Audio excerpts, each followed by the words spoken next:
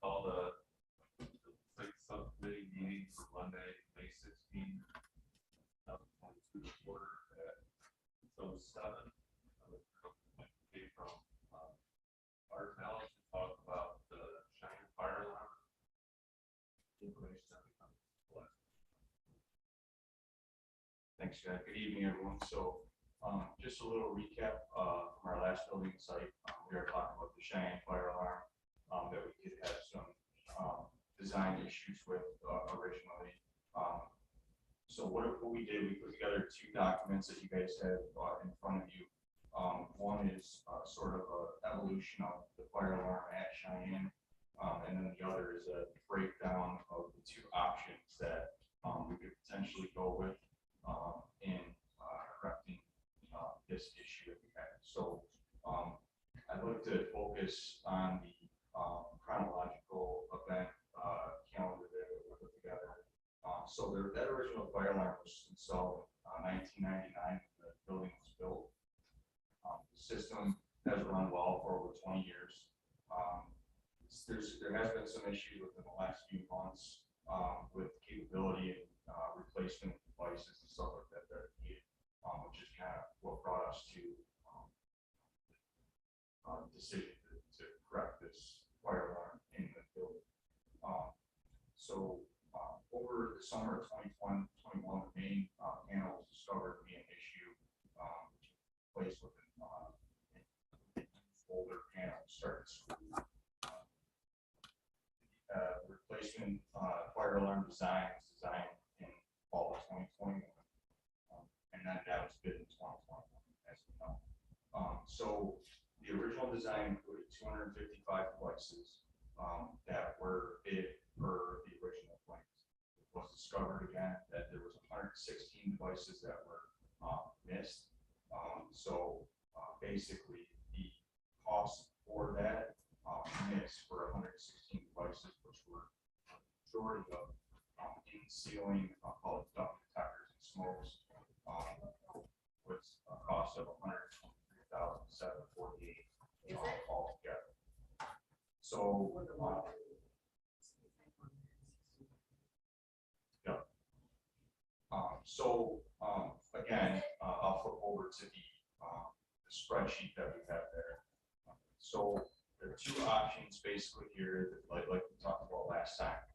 Change order, or option number one is to execute a change order to revise that design and basically execute and construct a complete system in that building. And then option two, obviously, is a rebid. I did put some pros and cons together for the two different options.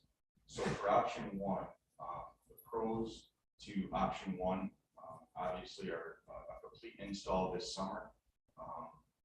Before school starts, that would be completed, that system would be in place.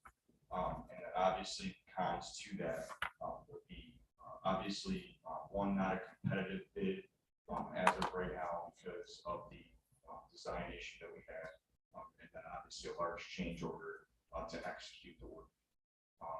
And then in option two, if we do rebid, and I know just talking to the internal staff, the cons outweigh the pros for a rebid. So the only pro for option two to rebid it would be a complete scope of work and a competitive bid. However, you're probably going to run into second shift work, which could increase costs. There could be a potentially higher price if we rebid due to the inflation issue right now. I did speak to Certisite, who is the manufacturer, last Friday. The representative from Certisite actually did tell me that there is a 7% increase that they will be facing this summer. So depending on when we get this rebid out, that 7% could definitely impact a revised price. What was the original price? The original price was minus, obviously 160. So was that That was 173,000, and that 173,000 piece included a $25,000 allowance for added devices, but obviously that didn't touch the 123, so basically the difference would be 100,000. Correct. Because 25,000 is covering the difference. Yep, so absolutely, so the 123,748 less than 25,000 would come to a 98,748 change order. Right, so that's the amount of change. Correct. And then finally, obviously, and I know that Mr. Pearl recognized this concern. The last meeting was for fire watch, and that would definitely have to be put in place if we can execute this change order. All right. Well, the bottom line is that it's probably budgeted close to this. to begin with. Not paying more than what it's worth. It's just the bidders didn't bid that because that's the specs. That we got. Next week. First price. Didn't short. Yeah, we do have It's not actually costing us more money, it's just correcting it. Yeah, if you take the square footage of Cheyenne right now, it's about 100,000 square feet. And with that unit per cost number for added device, it's just a little over $1,000. So it's $2 to $3 a square foot, basically. For these that were above the ceiling, or didn't, or whatever, were they illegal? This is not legal to have a pit like that, is it? They're duct detectors, so they're not technically, I would say. Yeah, the purpose, and the reason for the duct detectors is in case there ever was a fire, what it does is it would trigger, shut down, and now let that fire flow throughout the building above the ceiling, so it goes in there and intentionally prevent that fire. Probably has the anchors in there and shuts it down. So these weren't actually just the regular detectors that were for the ducts specifically. Correct.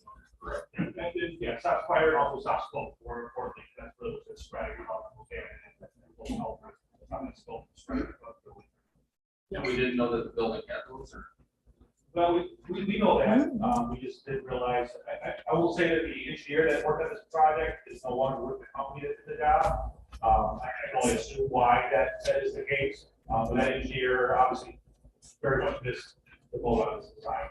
And recognize that they must have walked around and looked at what they could see visually and documented that, and didn't think we could do together with this on the ceiling, so. Which is a very poor engineer, workmanship there. Robert, you know that right now it's a shortage of people out there. Everybody's rushing around and they're going to stay.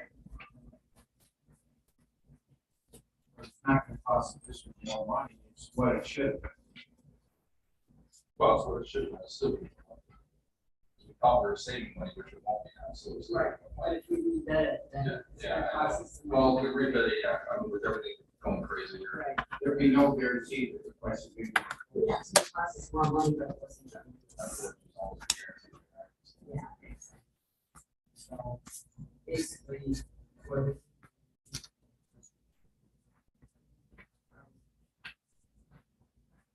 Here's your question. Contractor that won the bid. Have we used that before? Yes, we have. They're reliable. Yes, they are. They've done good work. Very good. Yeah. They're local to the, Yeah.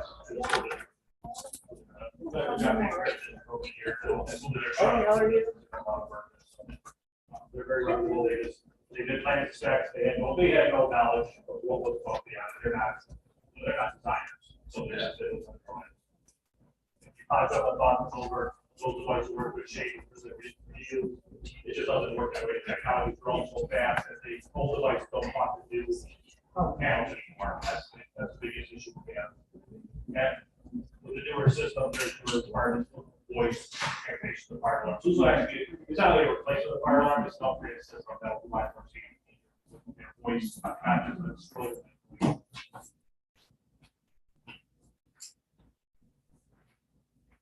I don't think we have any choice. Oh, we do have a choice, right? That's good.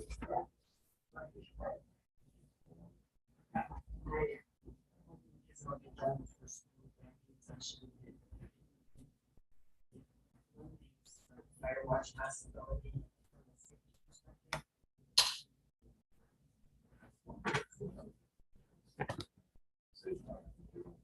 You like that? What, what, we're gonna have them working in second shift, so we have to clean up everything.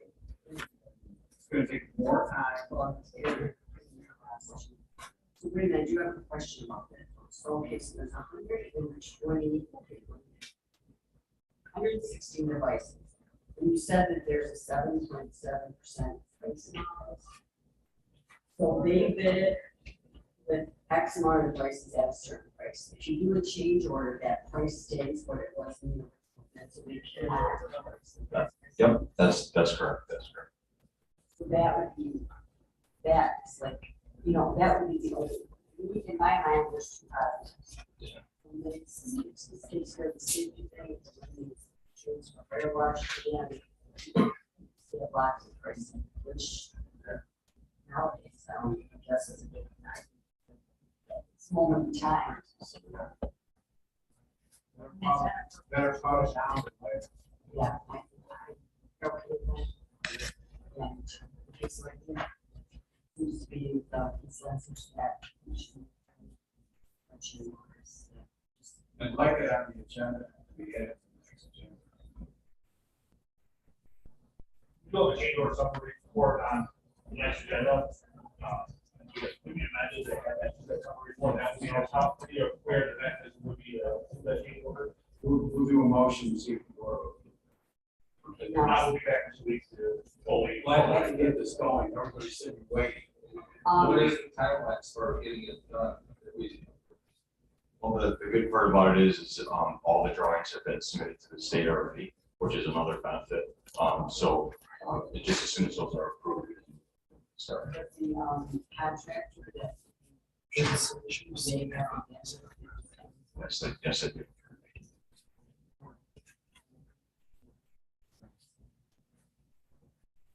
Sounds like, do you want to try to get it on today's?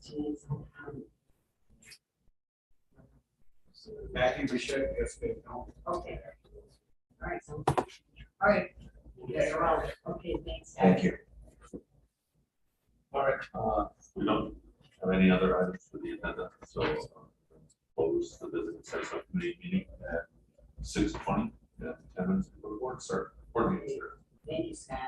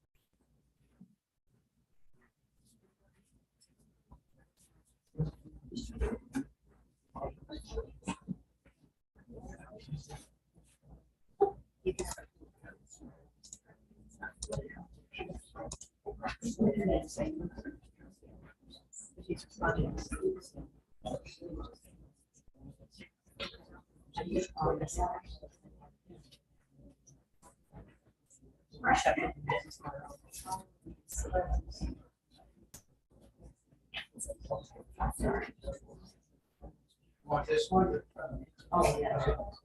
All right, our apologies here. We don't know. I'd like to call to order the regularly scheduled Board of Education meeting for Monday, May 16th. Please rise for the pledge.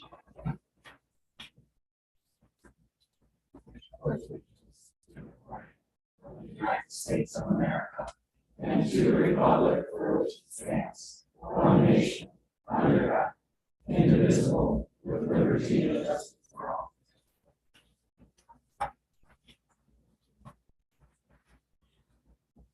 Okay, first of all, I would like to excuse Mr. Bednar, who cannot be here this evening, and Ms. Hayden, who may join us shortly. She's in a work meeting that I know that she couldn't excuse herself from, and we think that Ms. Zek is coming. For now, we will, so it's not excused her yet, because we can.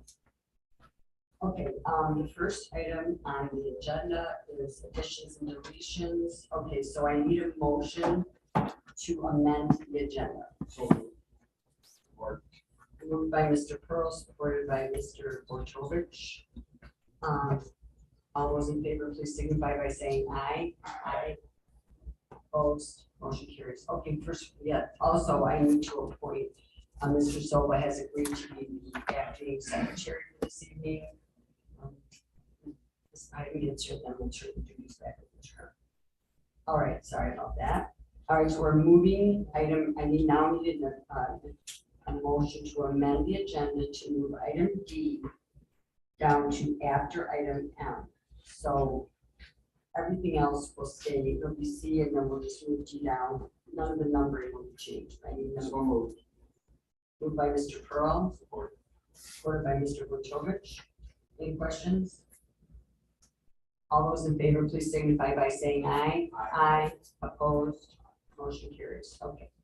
So the next item is C, presentations and recognitions. Mr. Okay, I just was curious, are we going to also amend the agenda and add new business item number 5? No, because we already have a change order summary. We thought we had to, but everyone call your attention to, so we already have a change order summary under 1. So all we did after our building and site is we added an additional item to the change order summary. So we don't have. Okay, all right, real good. All right, this evening, under presentations, we're going to recognize our CTE program for culinary arts. And we have here this evening the teacher in that program is Mr. Russ Zampich. And Mr. Zampich, if you could come up to the microphone and tell us about culinary arts. And then as we progress in this program, we also have students here this evening that will introduce and talk about some honors they've received. So we'll start with Mr. Zampich talking in general about the program. Good evening, board and community and everybody else. My name is Russell Zampich. I'm the teacher at North High School, so Chippewa. So I have students that the both places which I'm very grateful for. My culinary program does a lot for our students. It actually gives us a lot of real world working experience. We actually run a restaurant actually at North High School. And every 2 weeks we switch jobs from dishwashers to bakery to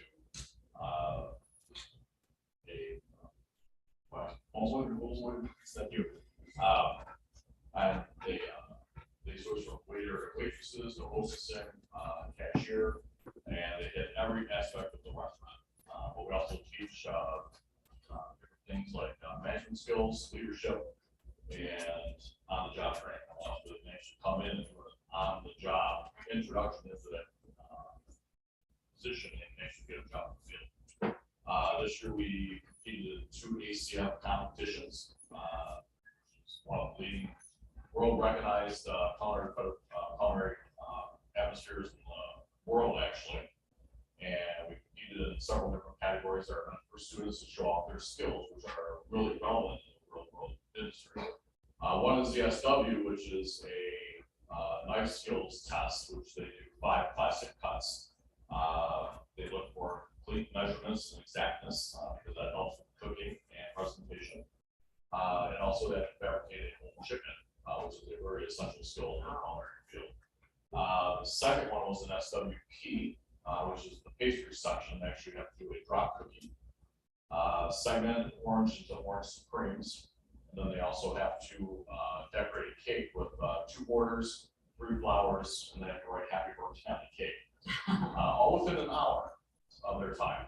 Wow. So they really push the student to get their mise en place together, which is everything in its place, which they can use in their real life as well, including their own personal lives. Their organization skills, leadership to get the other students going as well.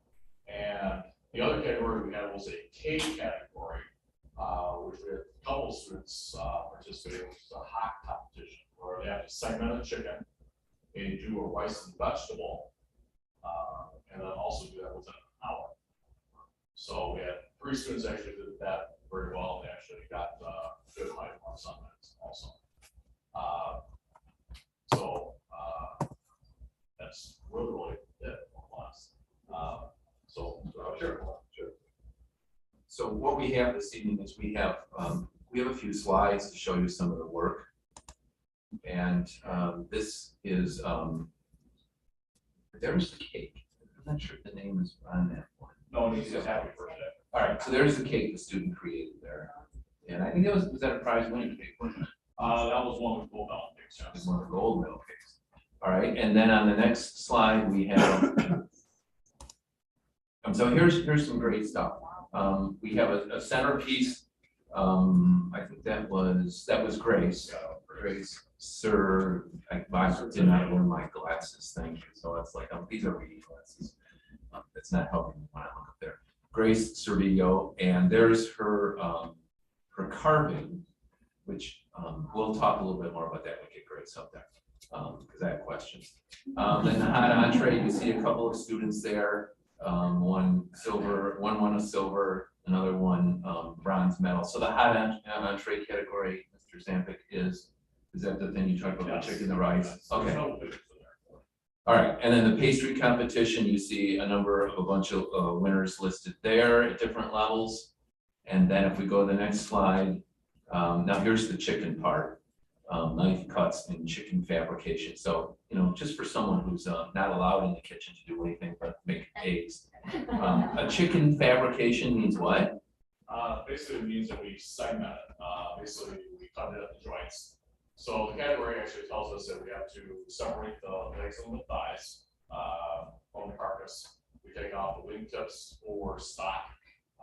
We actually make 2 airline chicken breasts, which brings this part of the drummy on. And then we cut a little bit of that joint off just to expose the marrow, because marrow is very, very trendy right now. Everybody's eating the marrow, so we want to expose that marrow. And then we have the 2 breasts, and then we take the carcass and we make sure that we break it down for stock, taking off the skin and breaking off into 1-inch chunks so we get full flavor out of that chicken carcass. That's important to get good flavor out of your carcass. So I just have a question. Can you talk about marrow when you open a bone? Because I know there's a restaurant called Marrow, I do believe, that's all trendy. When you open a chicken, like how much marrow do you get out of a bone that's usable? On that particular section, you don't get a lot just because it's where it's at. But there is just a little bit that oozes out when you cook the airline, and you just get a small little taste of it. But you don't want to ruin it. Just like when you take the thighs off, there's a little piece of back meat right here off to the back, and those are called oysters. Now, if you fabricate a chicken and put those on there, it's like a waste because that meat right there is very succulent. So it's never part of the chicken. Yes. Yeah.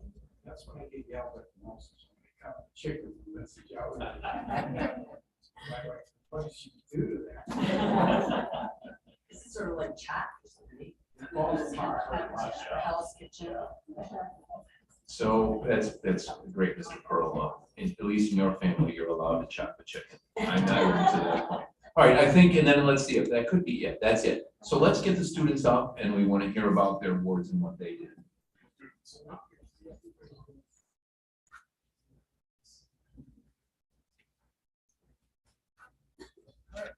Well, let's hear it for our students.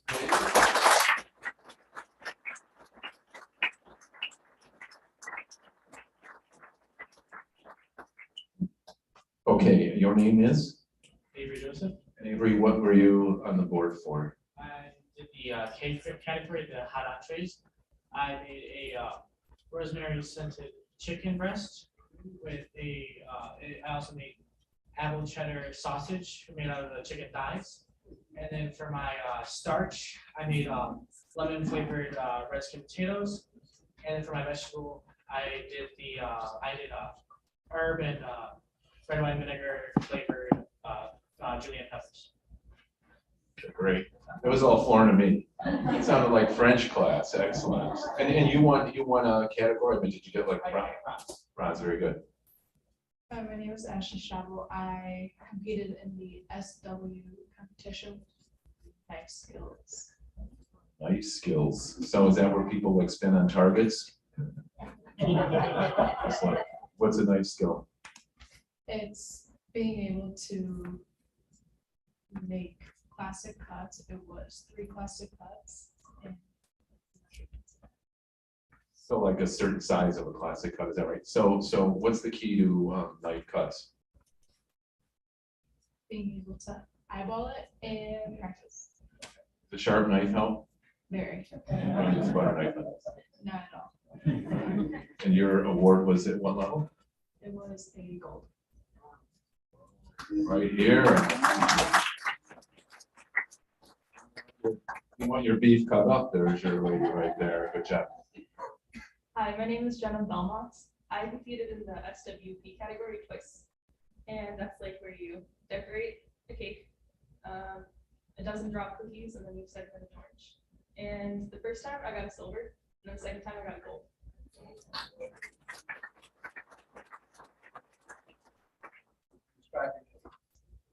It looked very similar to that. Were they supposed to look kind of similar? Do they kind of give you like pretty tight guidelines? Yeah. And so talk about the tension when you're making, I imagine that's pretty tense. No? You're like relaxed? It's a little stressful just because you're like under a time limit, but So your cake, what flavor was your cake? vanilla.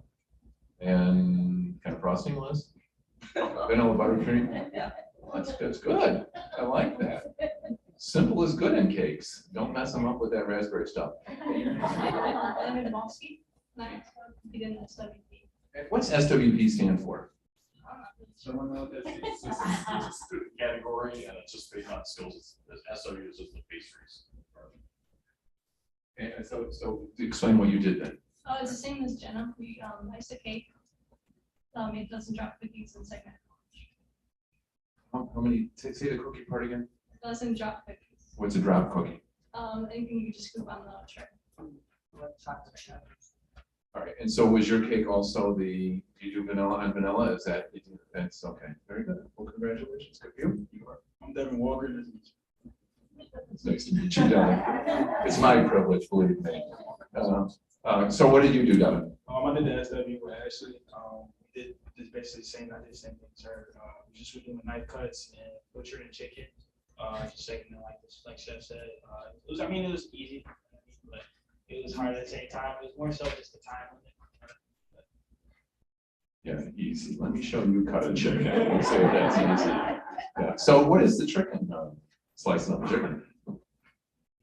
Like my good chef here said, you have to be good with your knife. If you are one with your knife. What's the toughest joint to cut? It's got to be the like right above the breast, right where you have to segment it. It's a little bit hard to find, but it's usually. It's like talking to Obi-Wan Kenobi. So do you like Do you like, when you do this, is it all about, do you just like, I don't know, do you like close your eyes, just use your hands, feel the spot and cut? Me personally, I just kind of let the knife fly in front of me. All right, that's enough. I competed in the pastry competition where I did the same cake, vanilla, everything, and 12 chocolate chip cookies, and then segmenting. So okay, well, it's the segmenting, Lord, I pick up something new every time. First of all, what's the key to a good chocolate chip cookie? Definitely having the time down, make sure your ingredients are right, and don't burn it. It's a big part of it. So making sure you check your cookies. So what you're saying, and this is shocking news to me, you're not supposed to burn it? All right, thank you. Thanks for the tip. And your name is? I'm Sterling Giard, and I competed in SW. I competed twice. First time I didn't get any awards, but the second time I got a bronze on it, and I improved a lot. Category overload. What's that do? What do you do in that one again? SW, I think you called it, right? Yes. Was that cutting? Yes, it is, and the chicken as well. Do they give you like a chicken that's already like had the feathers off and things like that? Or do they make you go out into the yard and chase around a live chicken, grab the one you want, bring it in and do your stuff? No, which one you do? They just give you a chicken all ready to go? All right, that could be more fun competition. Grace or video? Grace, was that yours up there again? Oh, let's go back to that slide. I think that was Grace's, look at, wait. No, your cake, Grace. Was that your kid? This was yours, right, Grace? So just kind of walk us through that one, talk us through it. I just want to know what's there because my first time I did not have my glasses on. And when I immediately looked at that, I thought that looks pretty much like me when I get up in the morning. So, but you tell us what that is. There's like some honeydew, there was some rhubarb, there was some eggplant, like not eggplant, there was some zucchini, yellow squash, leek, celery, basically. So is that a honeydew melon that makes up the two round parts of that? So just explain what you do to achieve that. Well, actually, when I was first practicing, I started like drawing out some designs of what I wanted to do, and then I like basically just traced it out with my knife on the melon. It was actually really difficult, but. Oh, really? It just looks so easy to me. How shocking! That's difficult. How long does that take? The top melon probably I carved the top melon like the day of my competition, so probably like 30 minutes. The bottom one took me like a couple days, I think, and all the like decorations and stuff, like a couple hours altogether. So how many hours are in this whole thing? Like I don't know, like a couple days, like. I'm disappointed in myself because if I had looked at this sooner and thought about it, I would have set up a table in this board meeting and had you at the front during the whole time just carving milk. Put a clock out there and see how you do. Let's hear it for all these.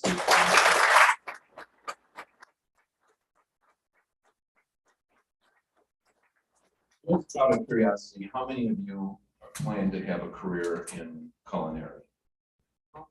So what? Wait a minute, you're not gonna, after all that, you're not gonna do it? I know you wanna be a surgeon. So what we got? Raise your hands again of who would be 1, 2, 3, 4 of you wanna go into culinary. Very good. And Mr. Zambic, that is a field in which there's employability, isn't there? Yes. Yeah, yeah. So. You don't go into food, there's some spots for food industry like general manager or catering directors, things like that. Right. And one of the questions, someone could just answer, how did you end up in this program? Why did you decide to do this? Someone who's going to go into culinary. What was your thought process? When I was 15, I got a job in a restaurant, and it was just my first job, and I realized how much I loved working in the food industry. So then I wanted to take this class and further my knowledge and learn from someone who's been in the industry and can teach me important life skills along with skills to help better my career. Okay. And I don't think our And for our board's sake too, when CTE teachers have to have special certifications and experience in the field. If they're teaching CTE, it's different than say, traditional classroom teachers. So Mr. Zambik, can you talk about your background?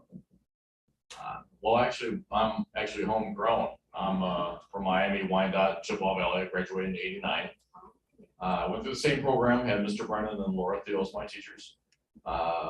Worked throughout the field for 20, 30 plus years.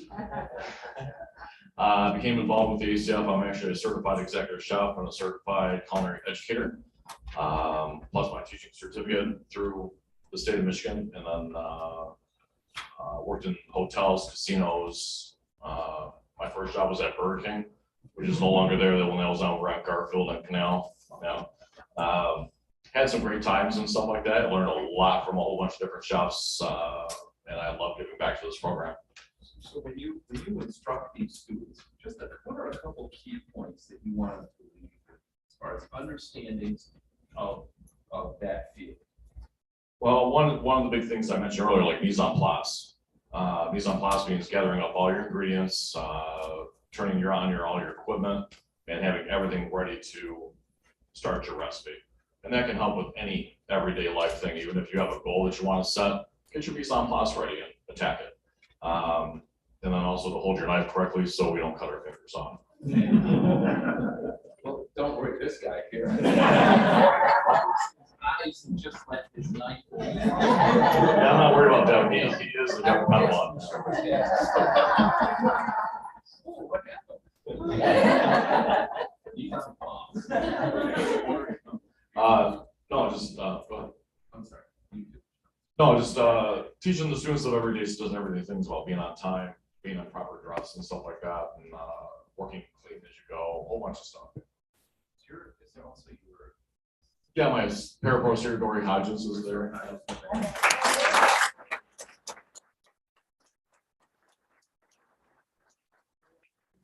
many years have you worked in the program? I've been 11 years. 11 years in the program. You've been how many years now? 3 years part-time and then 3 years full-time. Okay, very good.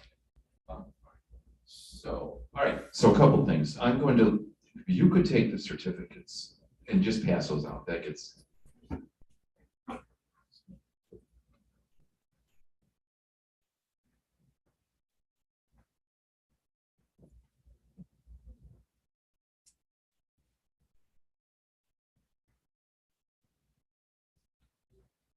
And as is customary, students, we have gift cards to Dairy Queen. That's very important. Squeeze through. Oops, sorry. Then how many, the students that aren't here, how many did you have?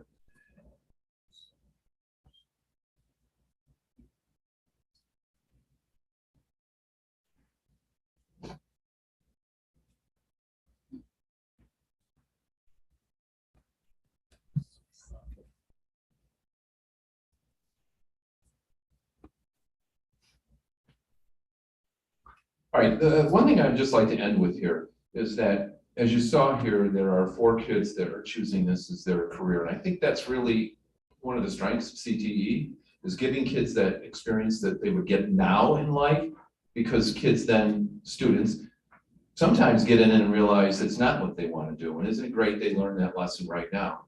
And that's true of all of our CTE programs. And one I can think of that stands out, where I've heard similar feedback, is our Medical Careers Academy. Many kids go into thinking that they want to go in the medical field, being nurses and doctors and things like that. And then I've gone to the academy and talked to students, and sometimes you'll have students tell you, I've learned I don't want to do this. Or I've learned I want to be this kind of a doctor or this kind of a nurse. Some kids don't like it because they go in rotations and that. So CTE not only prepares kids, but it also gives them information valuable right now, so that as they go out and start to work, they're not pursuing something they don't know anything about and they don't want to do it. So they learn these lessons now. But all of these students who choose to do it, they have skills right now, they're marketable, they can get jobs. And it's an industry that needs people. So this is a very valuable program, and it's also wonderful to have Russ and Dory to lead these students. I mean, it's so important that you have teachers that really take great pride in what they do. And that really creates enthusiasm for the students. So one last time, let's hear it for our.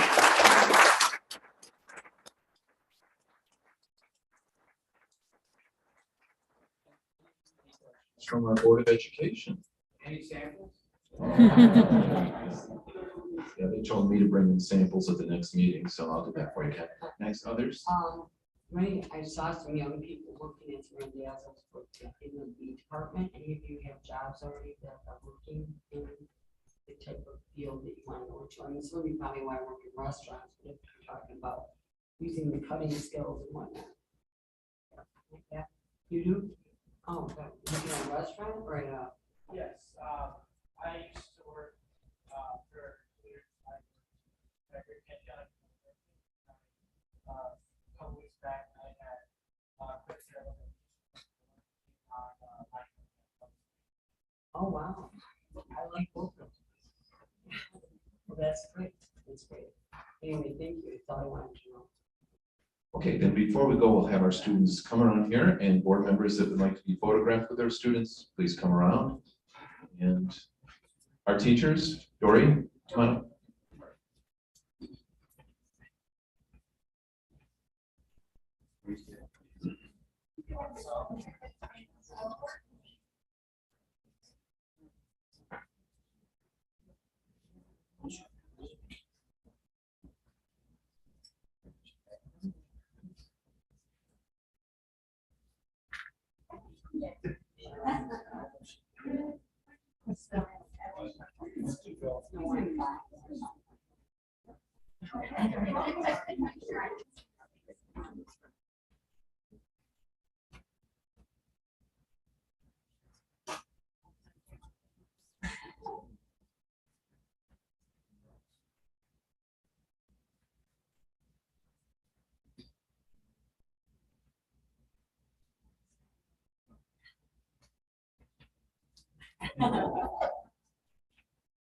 Facing forward, smiling.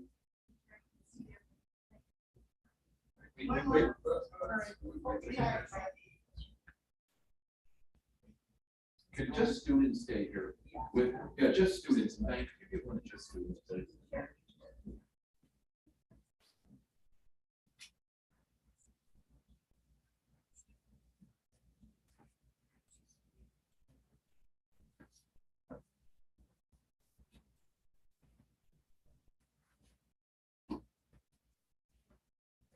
All right, and wait, I think I have one more.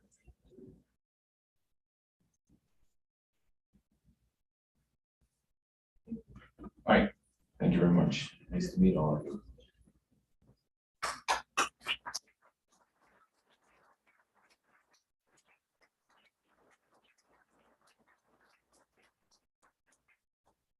And Mr. Zampic, if they would like to leave now, unless they want to stay and witness a board meeting, that's okay too, but just whatever they would like to do.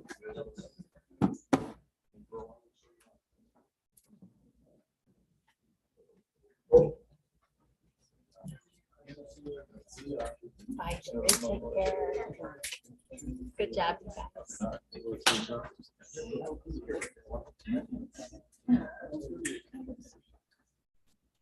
Thanks for coming. Great job. All right, so the next item on the agenda is item E, general consent agenda. I would need a motion to approve that. Moved by Mr. Pearl, supported by Mr. Soba. Right, the items that the board wants to questions. I just want to call your attention to the consent agenda. So all those in favor, please signify by saying aye. Aye, opposed, motion carries. We have several retirements here this evening, so are you going to be calling people? Yeah, once we'll read each one and then we'll call them up. I'll do that way. So is there a joint one? Is there a joint one? Yeah. That's a deal. Okay, all right.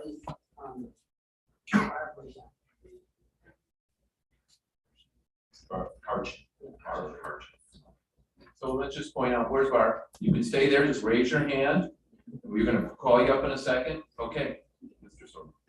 And whereas Barbara Karchin has served the Chippewa Valley School District faithfully and diligently for a period of 15 years as a career technical education assistant.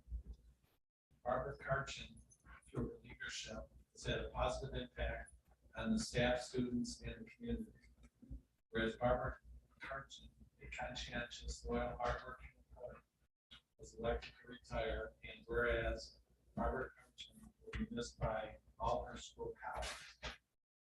Now therefore, be it resolved, the Board of Education of the Chippewa Valley School District, not only on their behalf, but also that of the superintendent of schools, the administration, extend their thanks and appreciation for the job well done, as well as best wishes. Be it further resolved, resolution having been adopted by the Board of Education of the Chippewa Valley School District on the 16th day of May, 2022, be made a permanent part of the records of the school district. A copy sent to Barbara Karchin as an expression.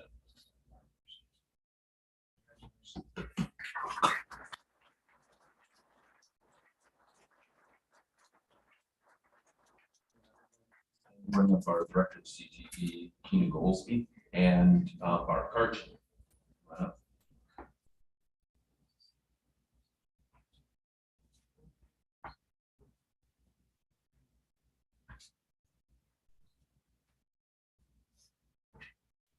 Hey, I'm Keena Goldsby, the CT director, and a warm welcome to everyone else as well. And so, of course, we're going to just basically, of course, we've already announced Barbara's retirement, and I just want to say a few words.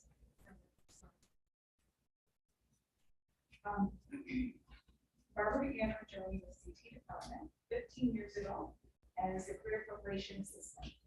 In that time, she has distinguished herself with thoughtfulness, steadfast, passionate, along with a keen listening ear.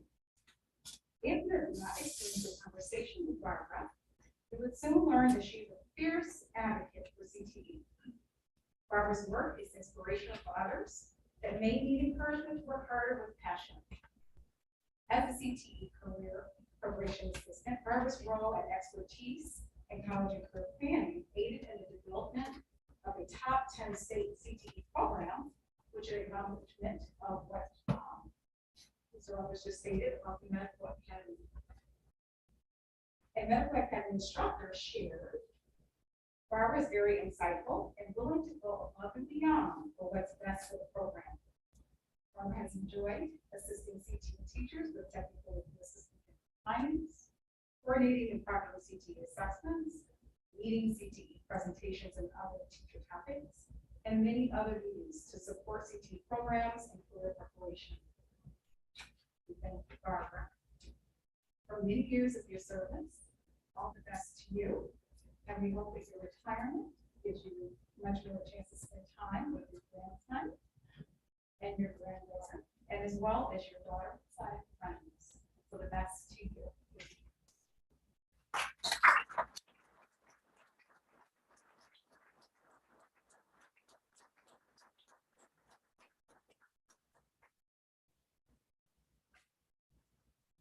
Right, well, I'd like to also congratulate Barb. I got to know Barb quite well here because her office has always been in this building. And I'm always impressed with Barb's dedication to others. She's a tireless worker when it comes to serving teachers and especially serving students. Barb is always there. I know many, and one of Barb's passions, and she really enjoys, is just that whole college planning aspect. And I've known numerous staff members who would bring their children when they're about that age when they're making decisions to Barb, so that she could talk to them to help them understand all the different nuances in a decision regarding a college. So we will all miss Barb. She's a great person to have at central office, and we're really happy for you because I know you talk quite often of your children and the fact that they're out of town. Her kids do great things too. They're well educated. They do great things for our children. So Barb, we have for you in here the retirement resolution, which was read by Mr. Soba, and we also have a retirement bell. So congratulations.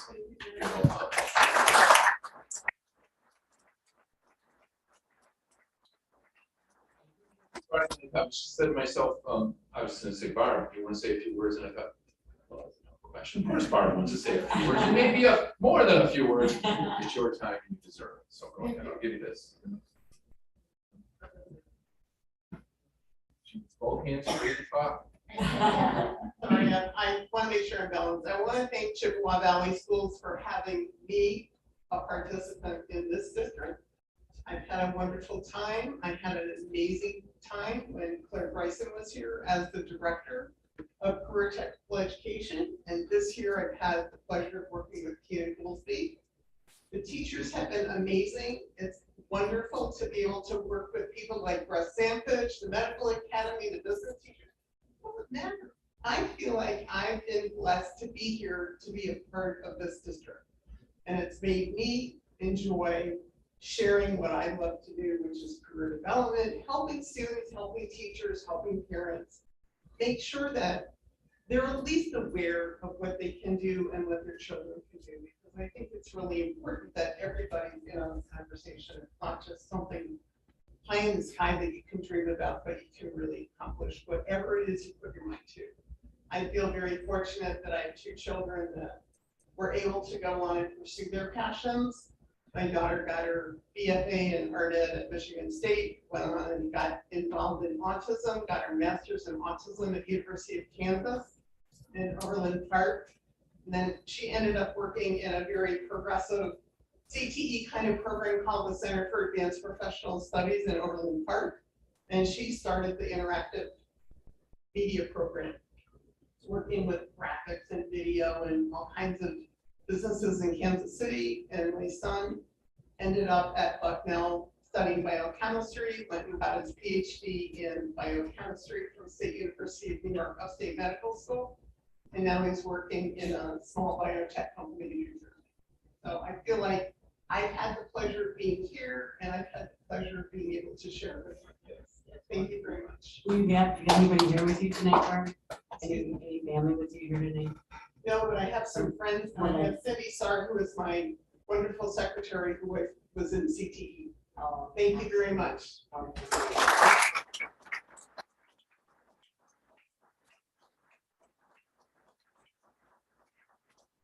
So for our retirees that are being honored tonight that are here, if you would just wait when we get through, I think we have 3 more, then we'll do a group photo. So please don't run out the door.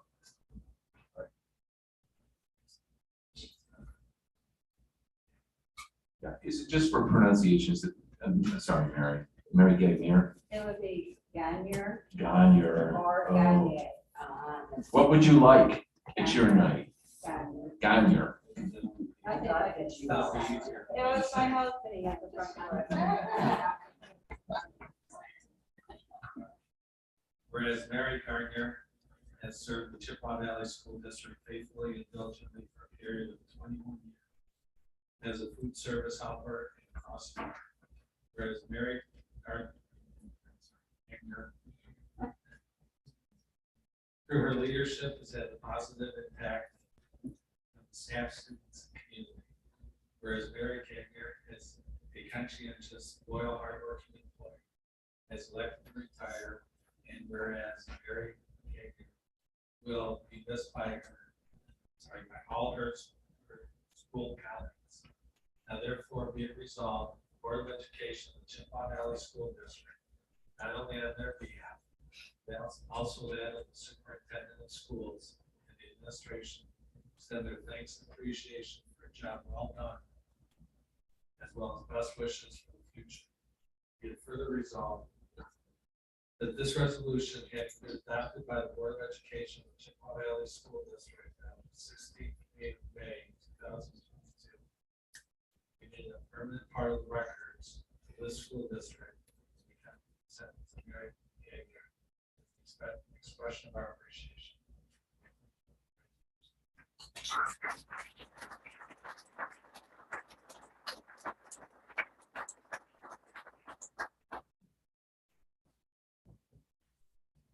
So Mary ended her career working in our food service department, and normally our food service director would be here, but she's out on maternity. So I have the pleasure of reading this. After 21 years at Chippewa Valley School District, we'd like to congratulate Mary Gagne on her retirement. She was hired in August 2001 as a food service helper at Seneca Middle School. After 7 years, she transferred to Chippewa Valley High School. Not only did she work in food service, and just listen to this, people, because this is what people like Mary do, which is so important to our district. Not only did she work in food service, but she was also a crossing guard and a latchkey aide during her time at Chippewa Valley. She was a devoted union board member, serving as secretary, working on the negotiating team. She truly cared about food service worker rights. Her coworkers describe her as friendly, hardworking, and fun to be around, and it always seems that the students gravitate toward Mary. Her dedication to the students and staff will be missed. So congratulations, Mary.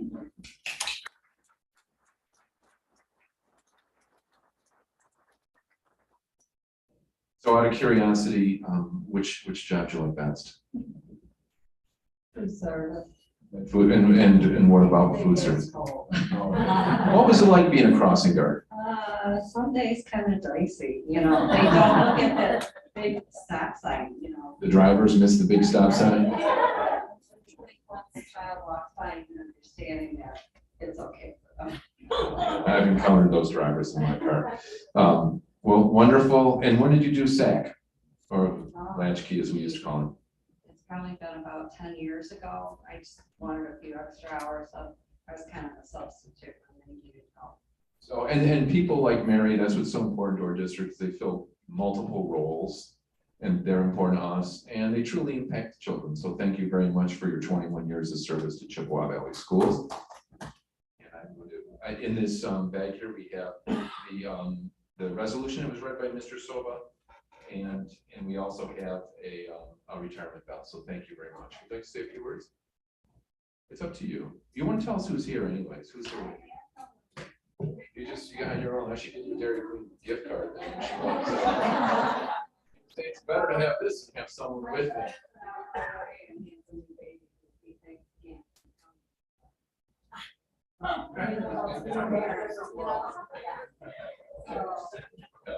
Sure, yeah, the members of the parents. So, anyways, congratulations.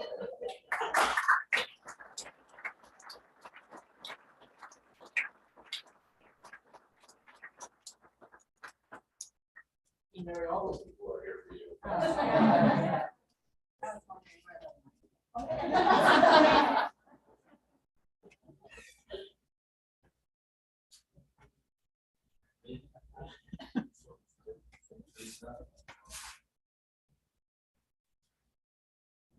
Whereas Lisa Alfonsi has served the Chippewa Valley District faithfully and diligently for a period of 15 years as an Indian Head Specialist.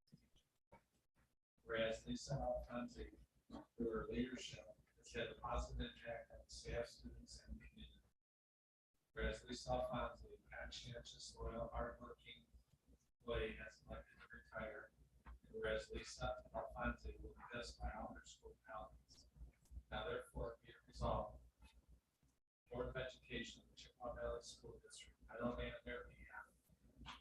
Also that the superintendent of schools and the administration extend their thanks and appreciation for John Moon, well, best wishes for the future. Further resolved that this resolution has been adopted by the Board of Education of the Chippewa Valley School District on the 16th day of May 2022, we made a permanent part of the records of the school district. We have consent to Lisa Alfonsi as an expression of our appreciation. Congratulations.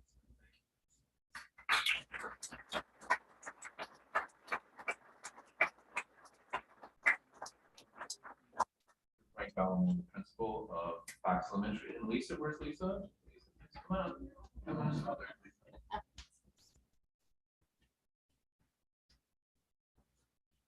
Good evening, everybody.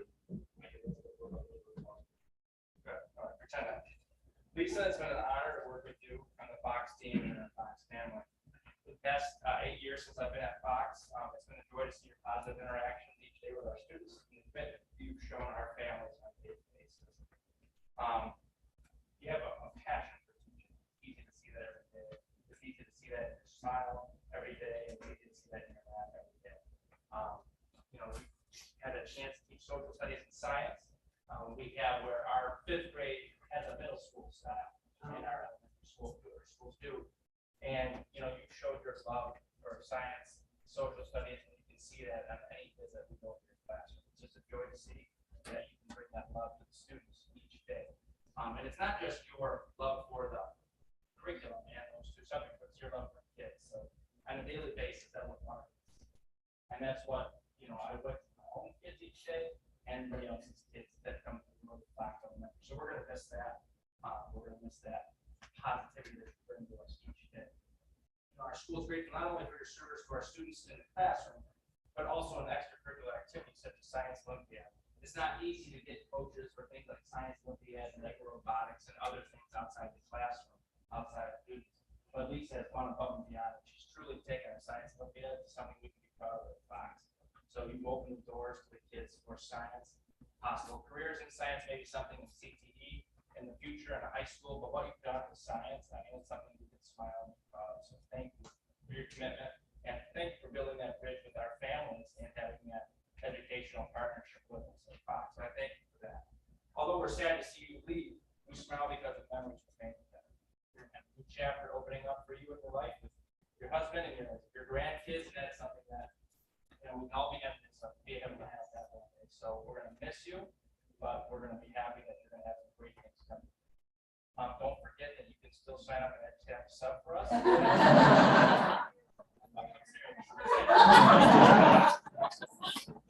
appreciate you. I'm gonna miss you. Thank you so much.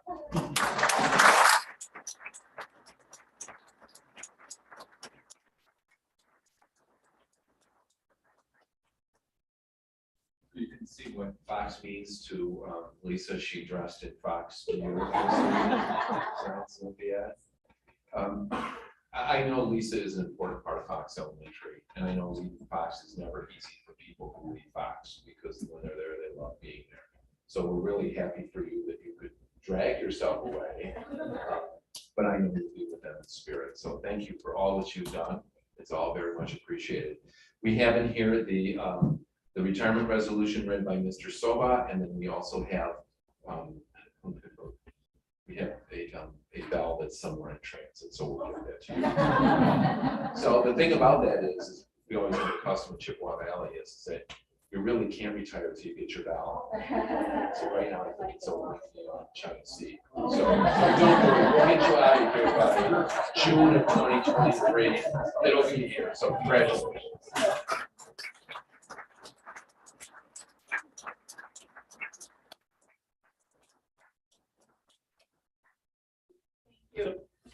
I have a lot of great support here today. Mr. Bellamo, Mr. Johnson, our assistant principal, Kim Sarbello, Anna Scott, the Julie Run, Randy Marola, and Finelli. Oh, she's over there taking pictures. Sorry, I didn't see that line. Fox is a great place. There are a lot of people that aren't here today that I'm gonna really, I owe everything to them. They've been supportive in everything I've done. So I really appreciate everything that you've done for me over these years. My husband Ron is here, and I appreciate his support because I've been in first grade and second grade and fifth grade, and Ron's been the guy that moves me in and moves me out. So I appreciate that. Fox is an amazing school in the district, great staff, and so thank you for the opportunity to serve here. It's been a pleasure. Thank you. For long and healthy.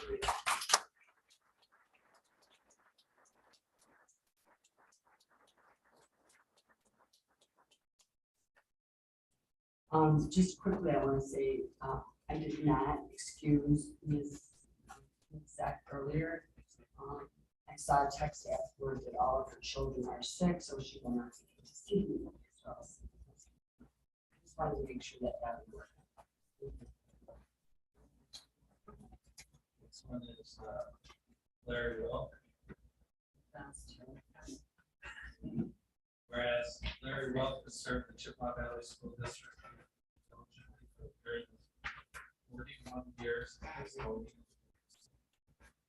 Whereas Larry Welk, through his leadership, has had a positive impact on staff, students, and community. Whereas Larry will conscientious, loyal, hardworking. And whereas Larry will be missed by all his school colleagues. Now therefore be it resolved, the Board of Education, Chippewa Valley School District, not only on their behalf, but also that the superintendent of schools and the administration extend their thanks and appreciation for the job well done, as well as best wishes for the future. Be it further resolved that this resolution has been adopted by the Board of Education, the Chippewa Valley School District, on the 16th day of May, 2022, be made a permanent part of the records of the school district. Sent to Larry Well. Expression of our appreciation. Congratulations.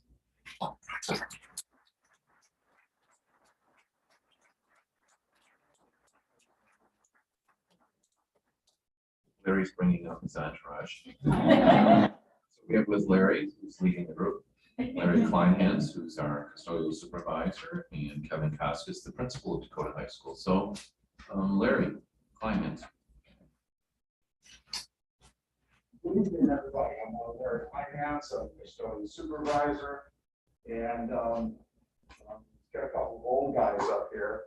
So I have to go back in time. In the early 1980s, my teens, before the 2000s, I was custodian at Wyandotte Middle School on second shift, and I was transferred to Chippewa Valley East Center, now our 9th grade center.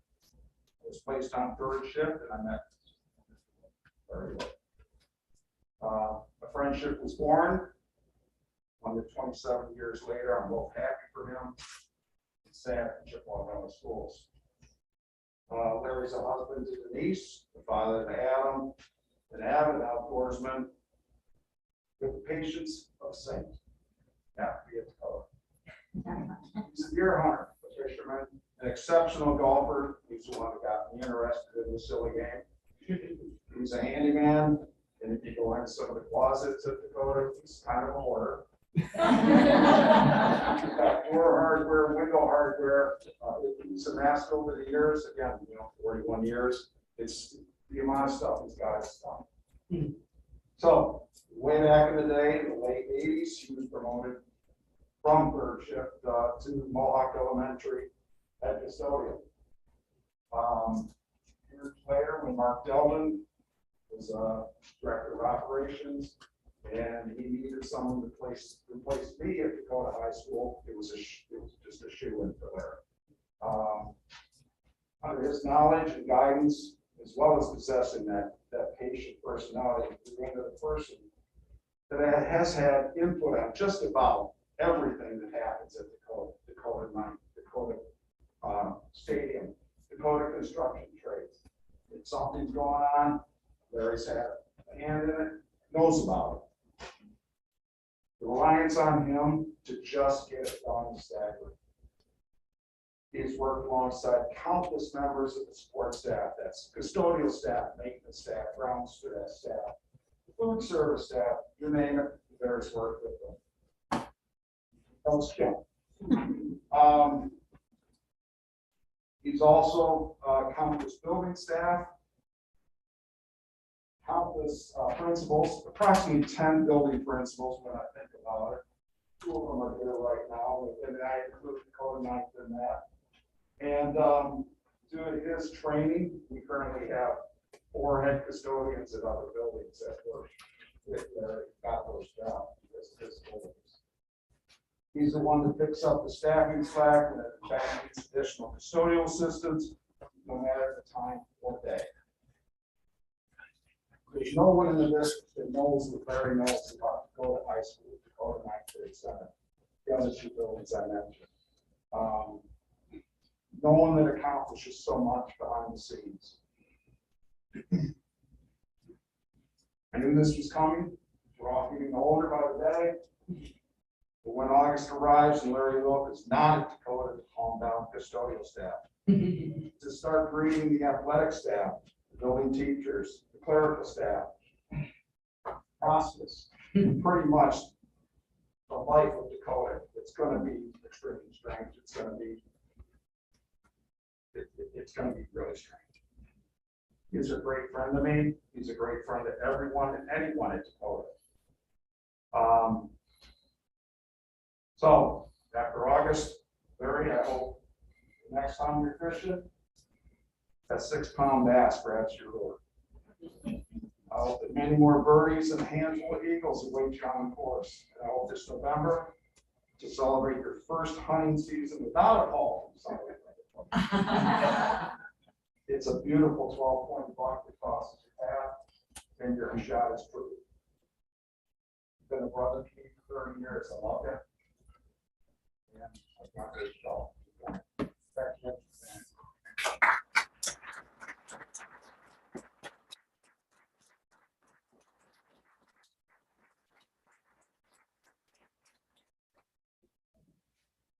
It's gonna be hard.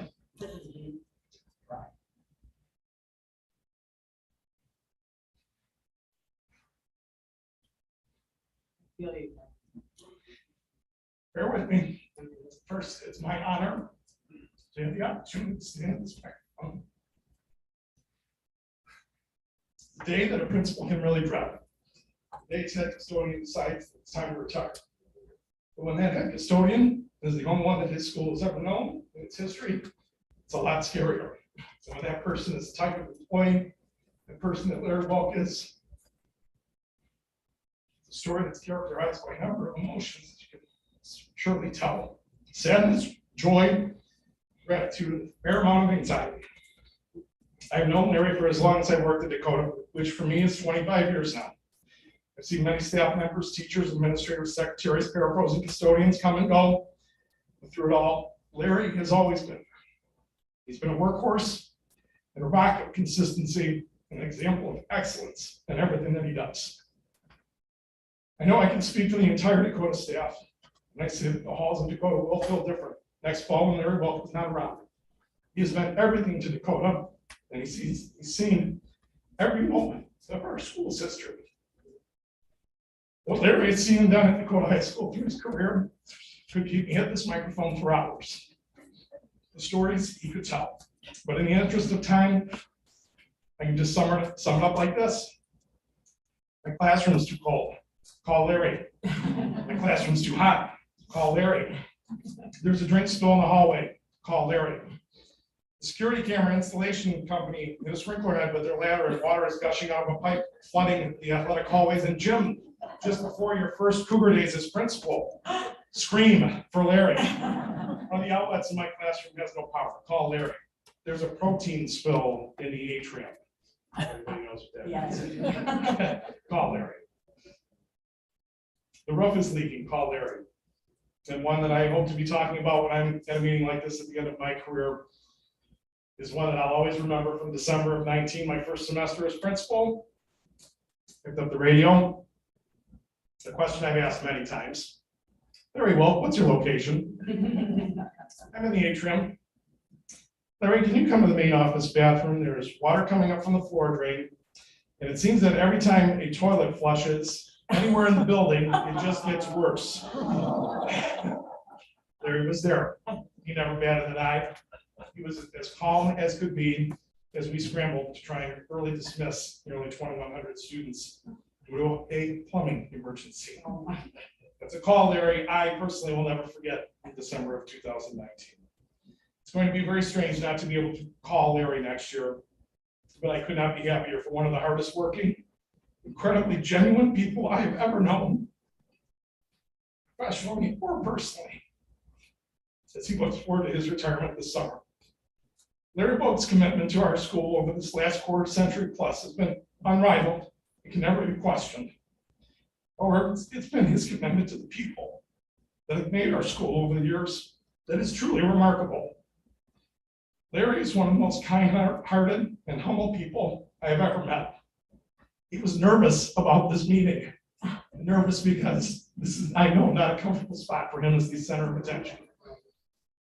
I'll echo Mr. Kleinhand's thoughts to say that he has the patience of a saint. That may be the biggest understatement I've ever spoken. With a million responsibilities and dozens of, I'll just call Larry's coming his way every day, none of which I have ever known him to write down, and still he remembers every one of them. Larry just keeps on keeping on. He's unflappable and has always represented the epitome of professionalism. Larry has impacted more students during his career than he will probably ever know, especially many of our CLP students. Mr. Larry is their advocate and champion, their cheerleader, and to many a true mentor. He is loved, adored, and respected by all our students, but especially our CLP kids. They hold him like a celebrity figure, a hero. They listen to his words and his wisdom and follow his guidance when better choices sometimes are needed. Larry is seldom and soft-spoken, but when he speaks, people listen, students and staff alike. And although Larry would never want to be the BMOC, the big man on campus, I don't think it's a stretch or an exaggeration that he may be the MRMOC at Dakota High School, the most respected man on our campus. I could not be more grateful to have had the opportunity to work with him for all these years. Larry, I wish you all the best in retirement as you begin your new journey. You will be deeply missed by countless people at DHS in September. But with that said, though, I can't think of anyone that I've ever worked with who has earned a long, healthy, happy retirement more than you, my friend. If you ever need fourth and golf, you know where to reach me, where to find me. And always know you're welcome to fish at Lake Dakota whenever you want. Congratulations.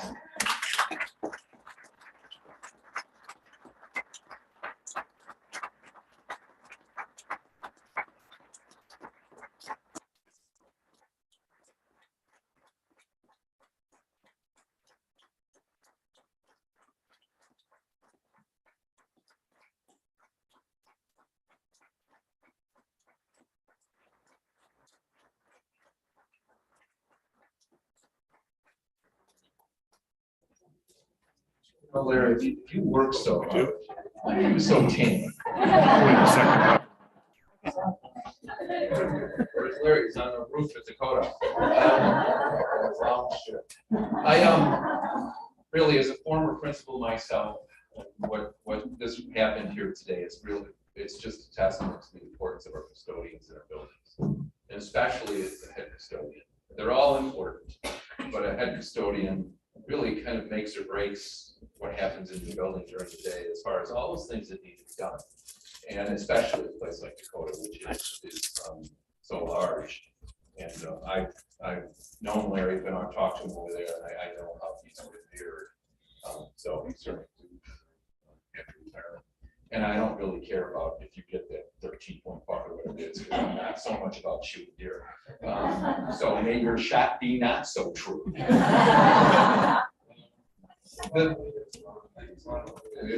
It is, he's good. Or he's not that good. Okay, but I do want to say, and I never shared this with anyone, I did share this with my wife. Larry and I share something very personal together. And it was January 29th, 2021, where we sat together in the nurse's room at the Walgreens on 21 and Card, waiting to get our first dose. So we were standing outside of the room, and the nurse comes out, and she said, we're talking. She says, well, do you two mind just going and coming in the room together? Kind of like a hero. I'll be with him. I'm not sure he wants to be with me. So we sat in there together in our undershirts. That was special. I'll never forget that. January 29th, 2021. And all I said was, please, when I need that second dose, schedule me with Larry. And it didn't happen. So I have here, Larry, come on up.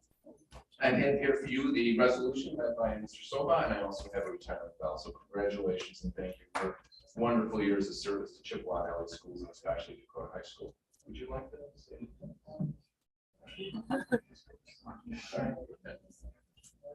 Thank you so much for everything. It's been hard. Choice. People like this. CLP kids are wonderful. I was about 100. He's caught up to me. I don't know if you know, but Chippewa's been in my life since Foot Valley. So I've been with Chippewa pretty much my whole life. Chippewa. But doing my job, it's been fantastic. I love taking care of people. My mom, she used to do it all the time. It's the benefit she had and the joy that he had and them helping, getting help from her. And I just enjoy it so much, helping people as much as I can. But it's time to go. And I wish everybody happiness and love. And thank you so much.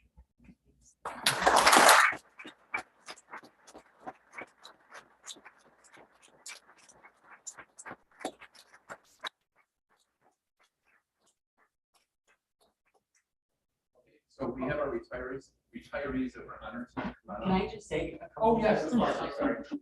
All right, well, I was feeling emotional when I saw Larry's name this weekend on my board packet, and of course Kevin and Larry didn't help the situation, so I just have to say a few words. I've known Larry since Mohawk, and then my kids were at Dakota, and so I feel like I've known Larry since he was a youngster.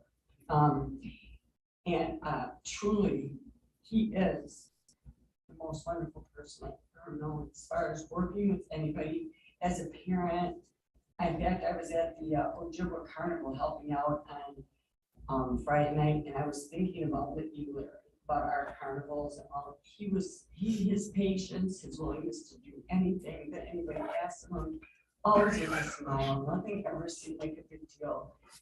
He brought joy to so many people in our district, parents, students, employees, and I'm so happy for you, Larry.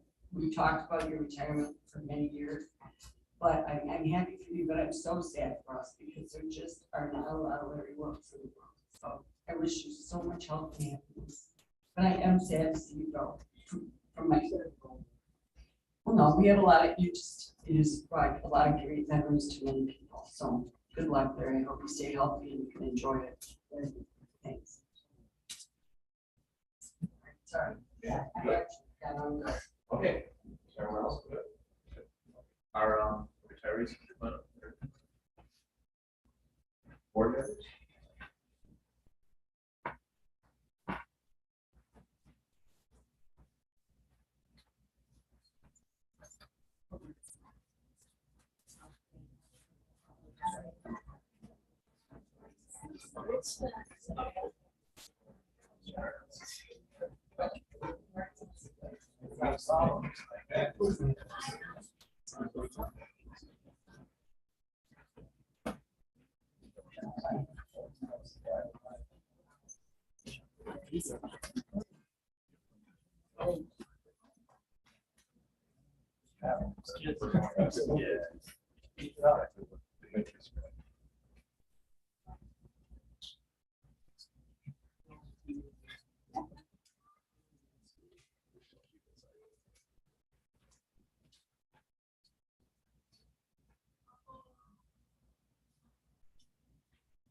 Just entirely stay and just get a shot.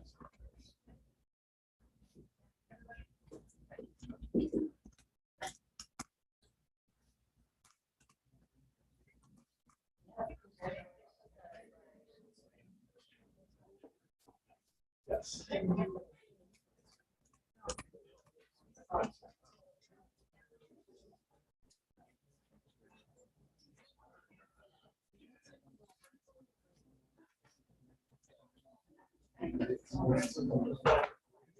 Yes.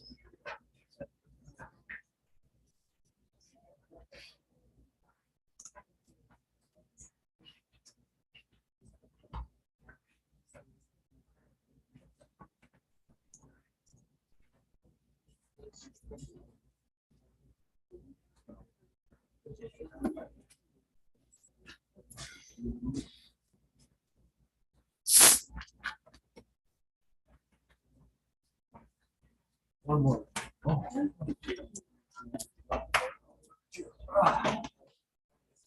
Mr. Solo now joint retirement resolution. For the other chairs. Whereas that's Susie and Shelley presented the school district faithfully and diligently for a period of 16 years as a social worker and 19 years as a therapist. Spence, Susie, and Shelley presented for their leadership had a positive impact on staff, students, and community. Whereas Spence, Susie, and Shelley presented conscientious, loyal, hardworking employees who like to retire.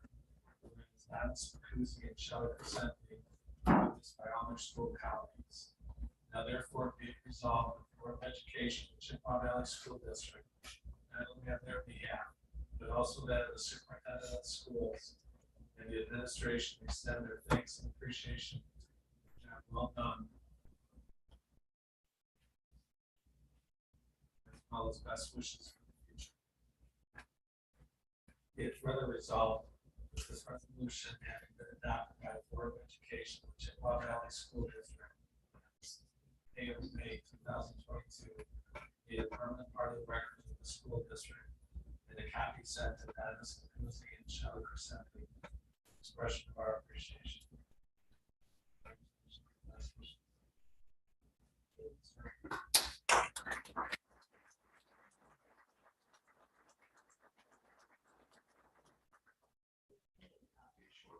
Yeah, we'll take a short break so everybody can. Larry, did you have anybody else with you? I did, we didn't ask. No. No, so, I everybody that's here to celebrate each other's wedding, I have one Wednesday, of course, but.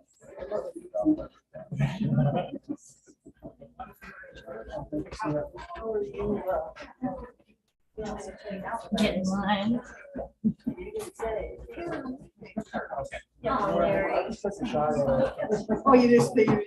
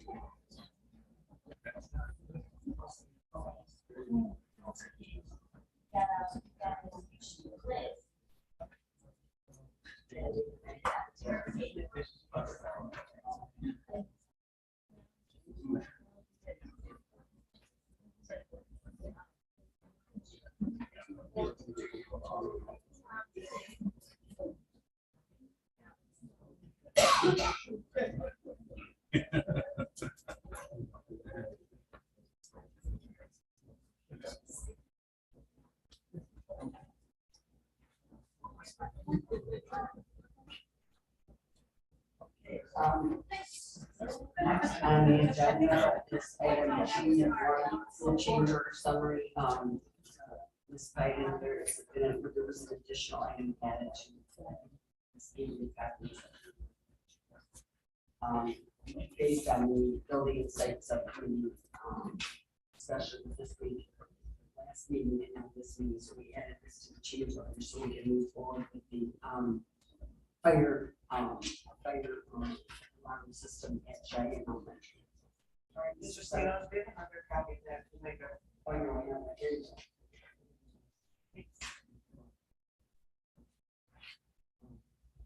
Mr. Sino. The recommended motion is that the Chippewa Valley Schools Board of Education approve the 2018 bond issue change order summary report for the month of April 2022.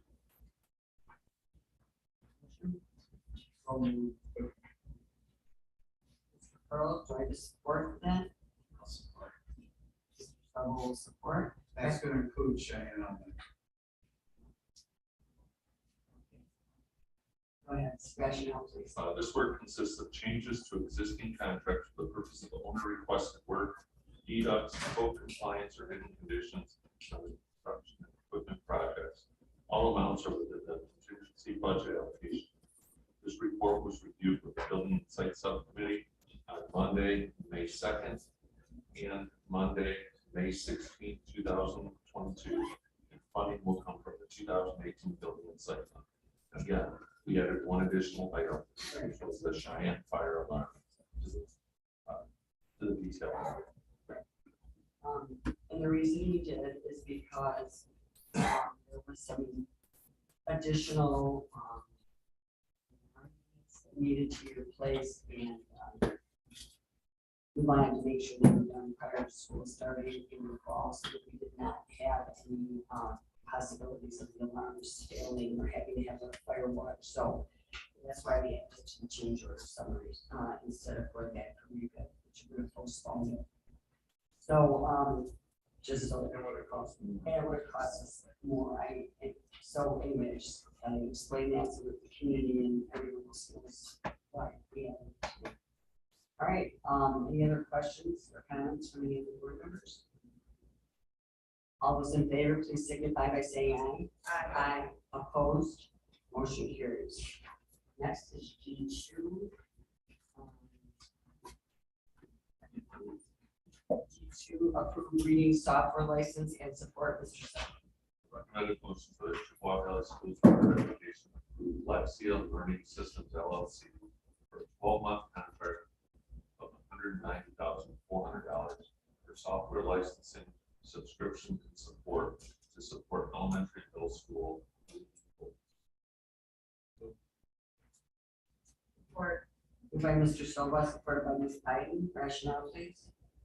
This program includes unlimited literature and reading program licenses for each elementary school, 2 live online professional development sessions at each elementary school, Lexia Academy e-learning platform, and the support of a customer success manager to work with staff to ensure goals are being met. Funding will come from the Chippewa Valley Schools Student Intervention Fund. Questions or any comments from the board members? This is what we've been using all along, right? This is something that's notice the detail in the back of we have used Lexia before. It's a new program that we're trying to deliver. As you can see from the detail, we had multiple year options. We're trying to make sure that it's one used and 2 successful. So it's still a literacy program. Just for literacy and reading. So just something additional that we need. It is an enhancement. All right, Dr. Grassi? Yes. Oh. Okay, so it's still utilized, in the same manner, which is utilized now by the students and the staff. Yes, and we available for more. So what is the reason that we're trying to get the upgrade or whatever it is? In the past, we've used Lexia, and then, because of the pandemic, there was the need for some online reading support. So that's additional subscriptions on the site that it's all of our elementary students.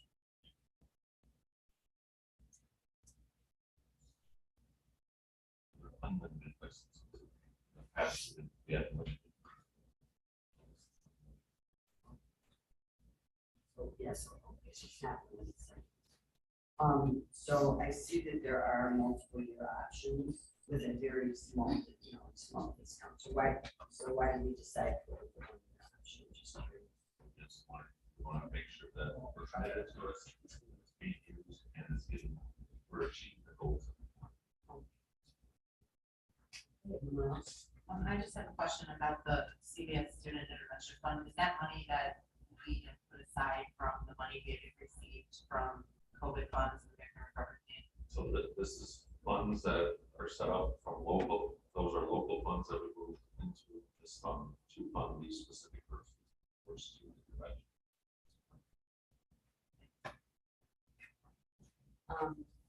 Anyone else? All those in favor, please signify by saying aye. Aye. Opposed? Motion carries. Item G3, approve mass software license and support. Mr. Sutherland.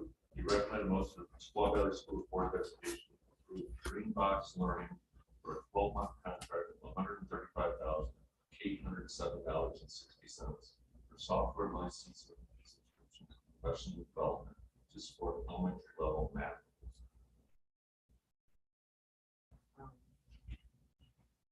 Motion then. Moved by Mr. Stovall, supported by Mr. Curl.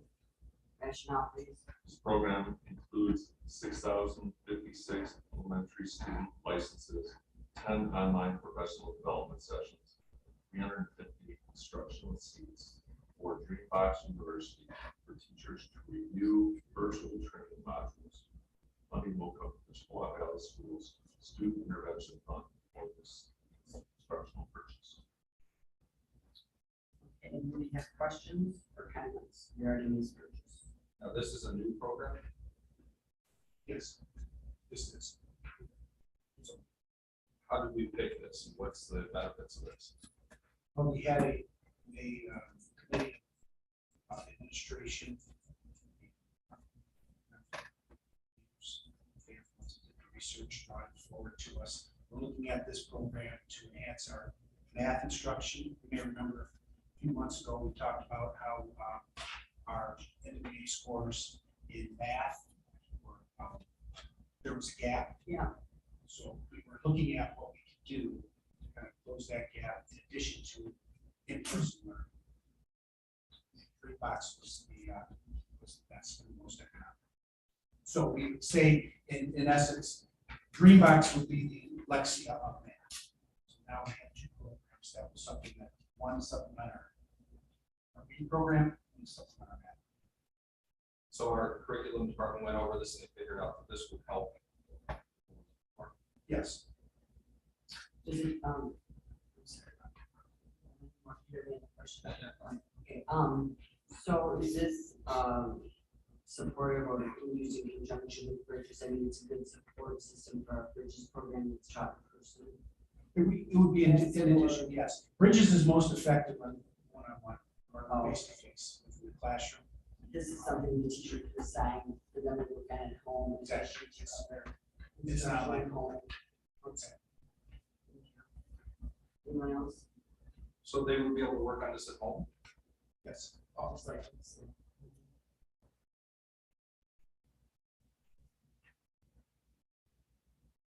Anyone else? Or you? All those in favor, please signify by saying aye. Aye. Aye. Opposed? Thanks for the answers, Dr. Lasky, appreciate it. G4, approved purchase of tires, recaps, and services, Mr. Sutherland.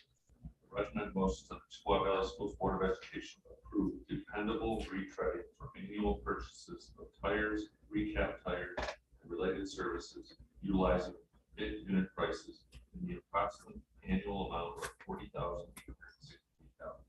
This award also allows for 5 possible annual contract extensions. Motion. No. Moved by Ms. Pylee. Support. Supported by Mr. Soba. Question answered. Aggressive pricing was obtained through the public bidding process, RFP 2.2223. Proposals were reviewed and approved by the Purchasing and Transportation Department. Funding will come from the general fund for this purpose. Any questions, comments from board members? I'm assuming these are for the buses and that the Goodyear are the new tires for the steering and the retreader for the drive. So it's bus tires and also maintenance. Yes. Goodyear.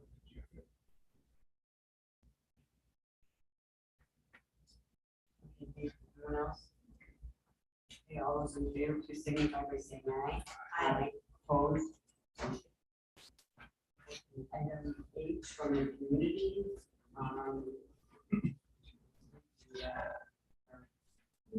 Policy. Each statement made by a participant shall be limited to 5 minutes duration.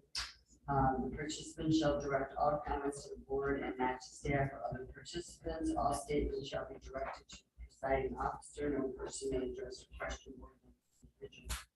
Complaints against identifiable school personnel may not be expressed in an open meeting. Such complaints should first be submitted in writing to the board and heard in open or closed session according to the wishes of the persons involved. Presiding officer may have to interrupt, warn, or terminate participant's statement when the statement is too lengthy, personally directed, abusive, obscene, or irrelevant. Request any individual to leave the meeting when that person does not observe reasonable decorum. Request the assistance of law enforcement officers in the removal of a disorderly person when the person's conduct interferes with the work of privacy. And that first person is Mr. Shipley. I'd like to.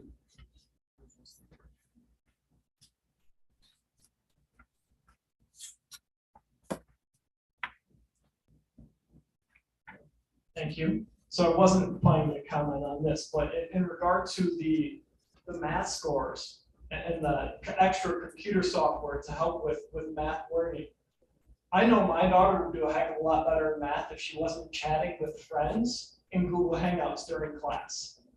I just looked on the app that thank you, I was able to install on her device. Today, real quick, today during math, she had chat history in Google Hangouts during her math class. The research shows, and there's been research on it, the more time kids spend on computers in school, the worse their performance scores are. The solution isn't more technology, it's less. Okay, so back to what I planned on speaking about. At the last meeting, I was called, hate, how was it phrased? I was accused of spewing hate. I want to be very clear on where my beliefs and what the Bible says. It's interesting that the marquee up there still says sharing the good news, which would be a reference to spreading the gospel of Jesus. When the Bible prohibits a thing, it's because it's bad for us, overwhelmingly so. The things the Bible prohibit are destructive in every single case. The Bible says, wait until marriage to have sex. Those who don't do that, especially girls, high rates of suicide, depression, anxiety, eating disorders, you name it. If it's bad, it goes with that. People who wait until marriage to have sex, they have the best sex lives. They self-report the highest satisfaction in their sex lives. They self-report having the most consistent sex lives. They have more sex than anyone else. The world teaches this message of everything is permissible and good. I just stopped the clock. Can I just ask a question? What does your subject that you're discussing have to do with the school district? And you can go on. I'm just not making the correlation, nor I don't understand why you're preaching what's in the Bible. We do know what's in the Bible, some of us, but continue, but I don't understand what. Go ahead. Okay. So the message of the world is free open sex, that's good for you. The Bible says no, do it within marriage, that's most beneficial. The Bible says don't get divorced. The world, we're ever increasing the divorce rate, saying, yeah, free divorce, great. Well, research shows that people who are on the edge of divorce, those who get divorced 5 years later are very unhappy. Those who stick to it and stay together 5 years later, they report being very happy on average. Okay, so connecting this, the transgender thing. The Bible says God made them male and female. In other verses, it talks about, it references times in other societies where this was rebelled against. We're not the first society to rebel against this. The suicide rate of boys who reject their biological sex, 30 to 40% for males. The suicide attempt rate for girls is 50%. If the Bible says do it and the world says, or don't do it and the world says do it, it's because it's destructive, right? I'm not here to claim that I'm righteous. The Bible says all have sinned and fall short of the glory of God. My message isn't there are good people and bad people. I'm not here to condemn anyone. You said public schools are great because they welcome everyone. No one. I've been coming to these meetings for 5 months. I've not heard a single person suggest we exclude anyone. What I'm talking about is warning children of the dangers in society. Warning children that the things they're being told to embrace are destructive. I want to see them avoid that destruction. Is that hateful? I want you to be clear about what I specifically said that is hateful. You can quote me, unlike the other way around. I want you to be clear.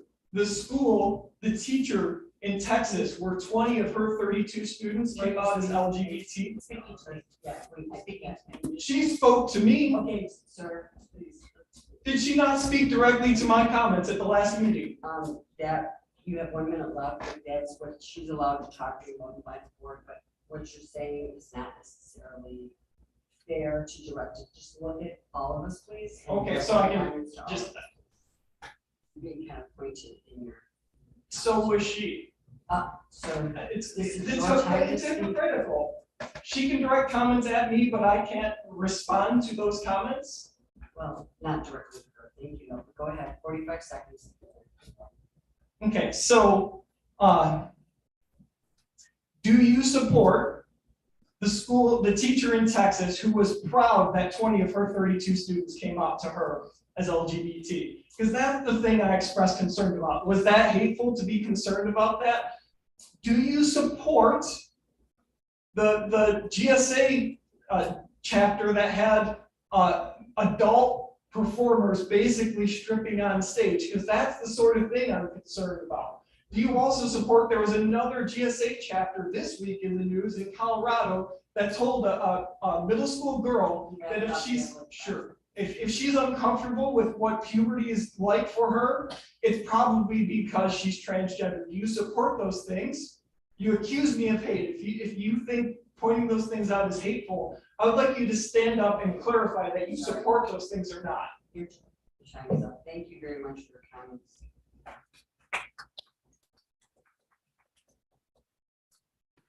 Now, Ms.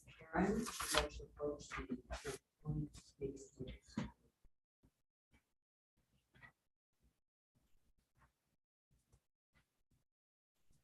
Good evening. I would like to complete the information tonight by recapping what I was not able to share at the last board meeting and respond to a few things the board said. I began by saying, which I believe you would all agree with, is that the economical and political issues of these past years have divided our country as never before.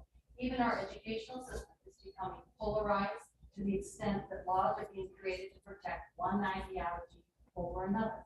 In our community at Chippewa, a progressive ideology is beginning to create a division between parents and the educational community.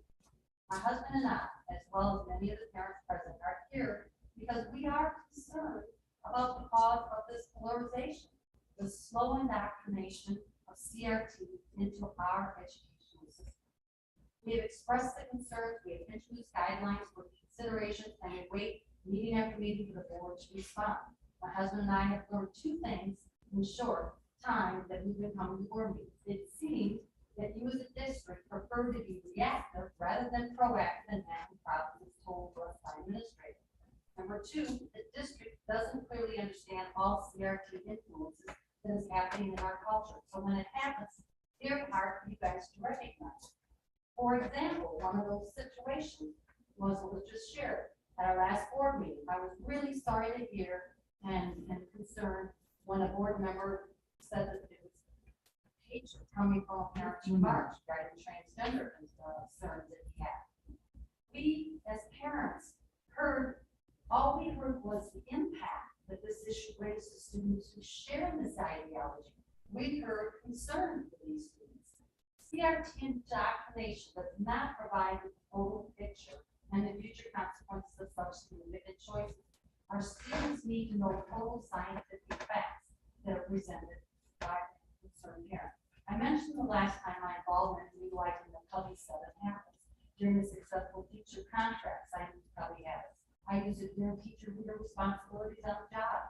I helped organize and lead the paraprofessional learning committee for years. I was instrumental in turning around a litigation case in our district utilizing the Cubby 7 habits. One of them, number 6, was the one that values people's strengths and learns from them. Get along with others. People are different than me. I work well in groups. I seek other people's idea. I solve problems. I work together as a team and with others. We create better solutions than we can by doing it alone.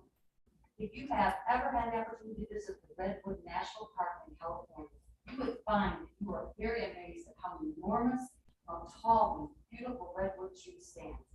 They are able to grow to such a size and a height only because they have an underground system where by their roots they extend out long distances at shallow depth, and they reach over to other roots and they intertwine with each other. Otherwise, by themselves, these tall, beautiful trees were toppled over by the forces of nature and the storms that would come, because they have such shallow roots system for their size. This actually demonstrates for us in our life as we see it, Cubby team habits.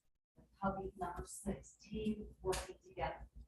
We need to set an example here as the board and the community to work together as a team when issues are brought to you and sit down and create teams where we can sit down and discuss these things together.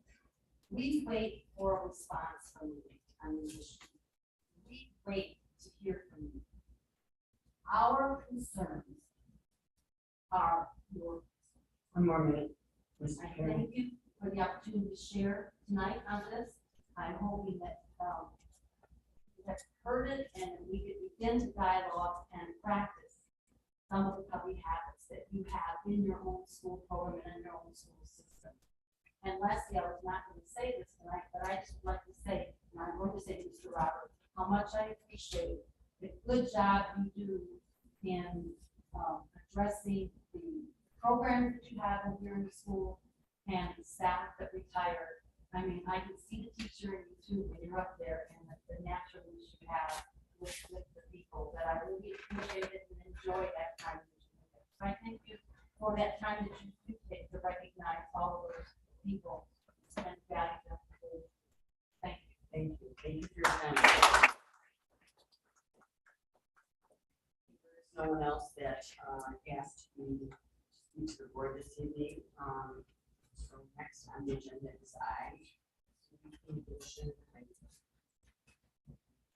then at education I want to see this evening. And Jay is administration reports.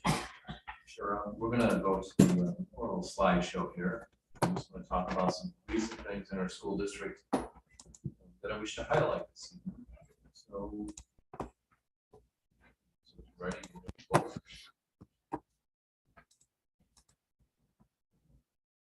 So I want to talk a little bit here about this. I think this is an important activity in our school district, and I think it's a wonderful opportunity for our students, and I think it illustrates our commitment to developing individuals with strong ethical values.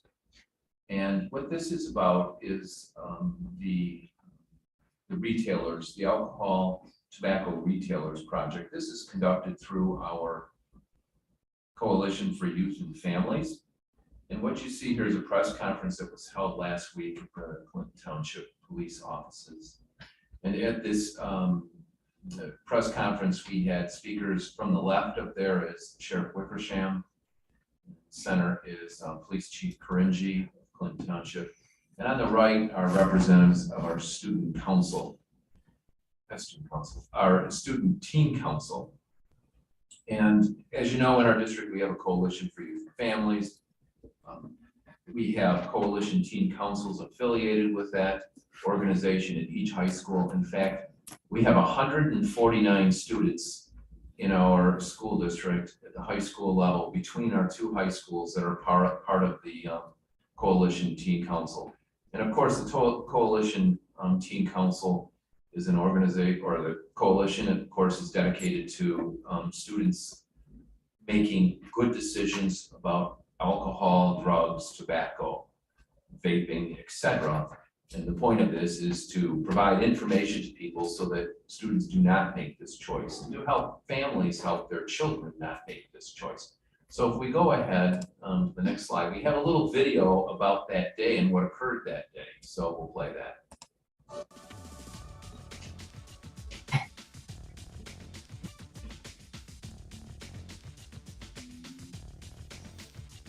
On May 11th, 2022, Chippewa Valley Coalition for Youth and Families, Clinton Township Police, the Macomb County Sheriff's Department, and CARE of Southeastern Michigan came together to raise retailers' awareness of teen alcohol, tobacco, and vape use. This message, designed to discourage sales to underage minors, is particularly important as we approach prom and graduation season. The program, which began 15 years ago, is known as the Alcohol Tobacco Retailers Project. Chippewa Valley School Superintendent Ron Roberts, Coalition Executive Director Dr. Charlene McGunn, Macomb County Sheriff Anthony Wickersham, and Clinton Township Police Chief Dina Karinji began with a brief description including data about the dangers of youth use of alcohol and tobacco, including illegal consequences for minors.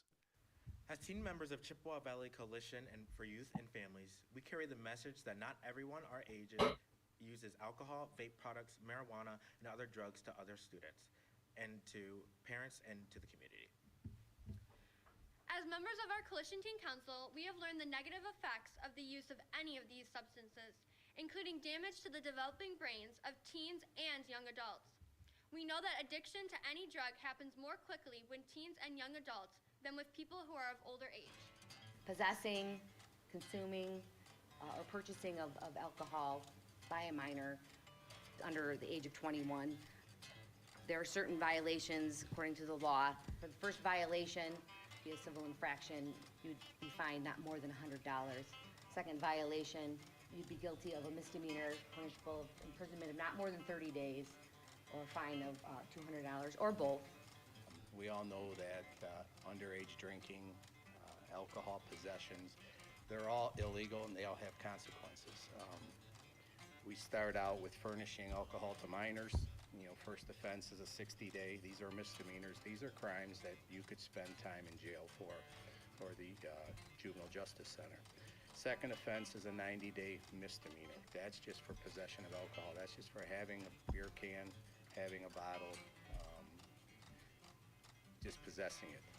The majority of cars that we deliver to the schools, they all have a story behind them. Majority of the time I go out there personally and then talk to somebody from the school and give them a brief story of what happened. Afterwards, Teen Coalition members, local police and sheriff's deputies visited retailers to distribute packets of information about the negative effects of teen drinking and smoking and the legal consequences for retailers selling to minors. 6 groups of students, along with local police, set out to visit about 60 retailers distributing information. My name is Sarah. I'm with Chippewa Valley CTC, which is a group of kids who have pledged to stay drug-free and alcohol-free in their adolescence. Pledge to be vape-free, drug-free, and alcohol-free. We're against the use or selling of alcohol, tobacco, cigarettes. We're coming to you today talking about not selling to minors and how that is important. So in here we have a new date of birth for alcohol and tobacco. If you have one, you get a new one. Teen Coalition members encourage the stores to share the materials in the packet with their employees. This will help educate their staff about the negative effects of teen drinking, smoking, and vaping, and help forge a commitment to prevent sales to anyone underage. In this packet you can keep, and this has a bunch of statistics and all that kind of stuff and why it's really harmful to sell to people underage. Even though like Michigan's law is 18, we do want people to stick with the federal law, which is 21, because even at the age of 18 it can still be really damaging for people who consume substances. I appreciate it because I totally respect what you guys are doing, and great job. It's awesome that you guys are trying to help educate and keep people clean and healthy. The younger a teen uses, the more likely he or she will become addicted to alcohol, tobacco, or other substances. National studies show educating parents, youth, and community about the issue of teen use helps build awareness, keeping our youth safe. And here at Vincent Joe's, we're always having signs visible all over the store, making sure we're not selling to minors. We have several employees, including our front-end manager, Marissa, that are tip certified, so we do know when to check for people and see what's going on. We're always carding, making sure we're doing the safest job, because we do want to obviously follow the law, and we don't want any kids that are under 21. We agree that alcohol shouldn't be consumed before then. We want to thank our students, the Clinton Township Police Department, and the Macomb County Sheriff's Department for this successful outreach event. Students, I'm always amazed by the involvement of the Chippewa Valley students. Being able to come in here, be part of this coalition. I've been sheriff now for 11 years, and the coalition has always been strong. It's been powerful. Your message is heard, not only in the community, but I think most importantly, your message is heard by your peers, the other students in the schools that you associate with, and that's very powerful. So that event took place last week. That's has been an annual event. Was not held the last couple of years. But I think what's so important to know here is that we have 149 students working through our coalition with the united mission of helping our students lead drug-free, alcohol-free, tobacco-free lives. So, and I think what Sheriff Wickersham said there at the end was so important. It's the fact that one of the greatest influence on kids is other kids. And these kids are certainly influential within our school district. So thank you to our coalition and our teen councils. Okay, we can go to the next slide, please, Sarah. This was last week. I attended the State of Macomb Township, which was a presentation done by Supervisor Viviano and his team to interested community members about what's going on in Macomb Township and what they've accomplished over the past year. And I love the presentation. I congratulate Supervisor Viviano on that, because he really talked about that he didn't find his administration to be very exciting, but it was more about getting things done. And so he spiced it up by having the Dakota drum line there as he presented things. So that's me and Candace Miller with our drum line. And they did spice it up. Yeah, Ken was there. It was well put together. And our drum line were the Stars. And I think Frank Viviano would have liked them. All right, we can go forward. Last week, we had a donation from Ford Motor Company and Russ Milne Ford of this Ford Fiesta to our automotive technology department. So these are pictures with the students there. And on the left is a picture of the leader of that. The teacher in that is Joe Hart. And that's with officials from Russ Milne Ford. And they donated this car, which will be used in our automotive tech program. And again, having the opportunity to talk to students about this is another CTE program. You know, I was asking students in there, some of them, you know, about how they ended up in this course, and they explained that to me and what their career goals were. And quite a few of them are interested in an automotive technology degree. Some of them right out of high school are in apprenticeship programs with local dealerships. So, and they're very happy. They love to do that. And it's what they're really interested in. It's another example of programs that we offer our students that can lead to good paying jobs and develop their interest in things they may not have known. One of the students I talked to told me originally he was interested in something else, and he saw this, and he says his parents said, well, why don't you try it? And that now will be his career. He absolutely loves it. So thank you to Russ Milne Ford and the Ford Motor Car Company. And I think we might have one other, a Relay for Life was this Saturday, and that's organized, it's called the Clinton Township Relay for Life.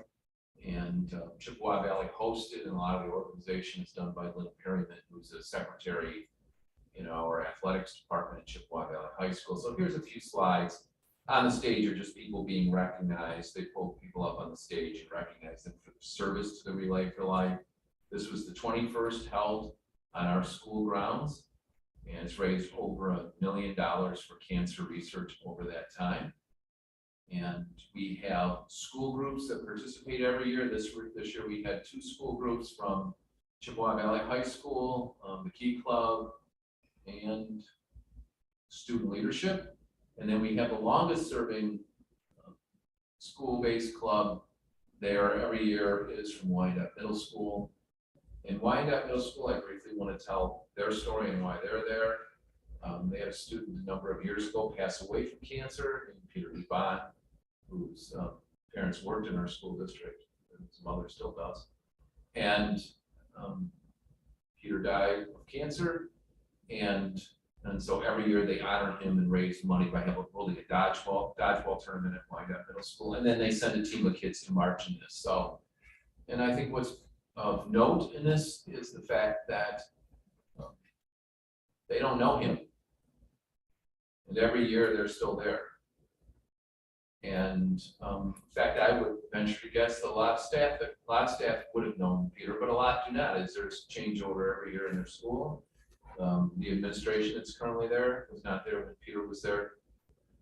And that carries on as a tradition at Wyandotte Middle School. And I think that's just so important that we afford our kids those opportunities, because it really teaches empathy and help kids understand, and adults to understand that sometimes problems that we have and the scale of problems are not as big as maybe sometimes we think they are. And if I can address the next student, who was the honored student at this, I think that will illustrate that very well. This is Mitchell Brand in the center between his parents, and it's also on the left slide.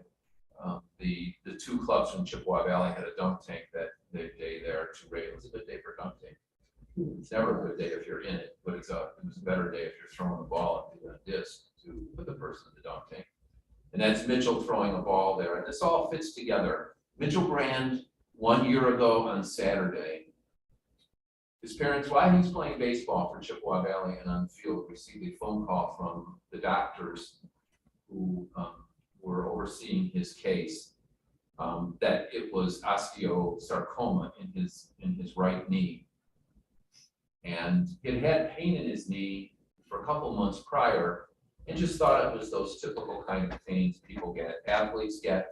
And he was taking ibuprofen and things like that to kind of help with the pain, but it seemed a little different when that didn't help. So that led going down the road to visiting a hospital and getting a diagnosis. I interviewed this student for 45 minutes before going to this event. I went over to the high school last week and met with him and his principal, Mr. Distelrath. When he left the room, I had to go and get a tissue. Listening to the student talk about what his life had been like for the last year. Multiple surgeries on his leg. They had to go in twice on his knee. Infections in his knee. Going to the hospital in December for about 18 days and started out with his infection in his knee, which they say is kind of common in this kind of surgery.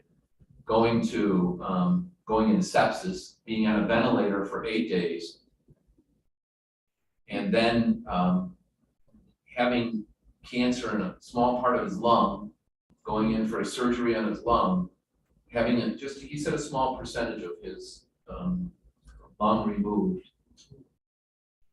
So if you think about your recovery from having part of your lung removed, it probably means that you need to be still, breathe easy. Breathing probably isn't comfortable. He goes home and has COVID. He's had fluids removed off his in the area of his back. Still will have work done on his knee. I asked him at one point towards the end when we were talking, I said to him, how do you handle this emotionally? He said, well, at first I was really mad. He goes, but I realized that wasn't a good strategy long term. He goes, so now my attitude about this is I just need to get this done. Throughout this and throughout my interview with him, I wouldn't say 100% of the time, but so much of the time this student smiled. And he smiled in this picture. And that's why it was tough on me emotionally. And I told the crowd, I introduced him. I think sometimes the things we perseverate about in life that bother us, inconveniences to us. And I cited one that's just so simple. Something like standing in a grocery line. It's not my favorite thing to do. And I can get, I wouldn't say irritated, but I get impatient. And I think about what he's been through, and I think how silly that is, that I would even feel that way. And I think so many of us have a human reaction to things that might not be so pleasant to us. And I think of what he survived for the last year. I can say as simple as this. He was in the hospital from about the middle of December to December 31st, 2021. He told the audience, his family has a tradition. I don't know if it's Christmas Day or Christmas Eve. His family goes to the movies together. And he missed that. And that's what his life is like right now. So how that fits with our school district is not only our support for him, and there's been a lot of support from Chippewa Valley High School for Mitchell, but also the fact that we have clubs that are there, and I think it's another opportunity to help our students develop empathy for the condition of others. And I just think as a society that's so important. And so, best of luck to Mitchell Brand. Thank you to Lynn Perryman and for those who helped organize the Relay of Life. And Ken, you were there. I don't know if you're in another picture. I know you were there. Is there another picture with this? No, there isn't another picture with this. Go back. I want to just say something here. Let's go back one more, please. Oh, you can't see it. It's too far away. But Ken's way back in that right on that track standing there. And I wish they could see it because I thought that your shorts and everything you wore that day kind of remind me of how Eminem would look. It was a nice summer look, Ken. So go ahead and I know you want to say something. So. I wasn't worried about it. Yeah, you don't need to say it's too distant. But we've been going there for years and years and years, and unfortunately, the cancer devastating. I can remember a lot of people walking with me.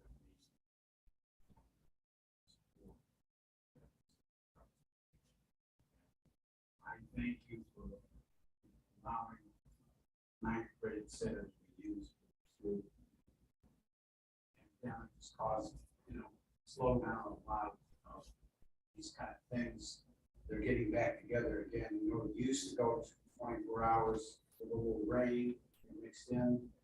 We used to have maybe 40 or 50 tents, and they'd stay all night. Groups of students were raising money for cancer research. And it's very important. I hope they, get back to this in a big way again. It's probably the largest in the state of Michigan. Got so big that groups had to spin off other communities. But we allowed them first to use the high school, but after the field was put in, the field was moved to the Thank you for showing up and introducing.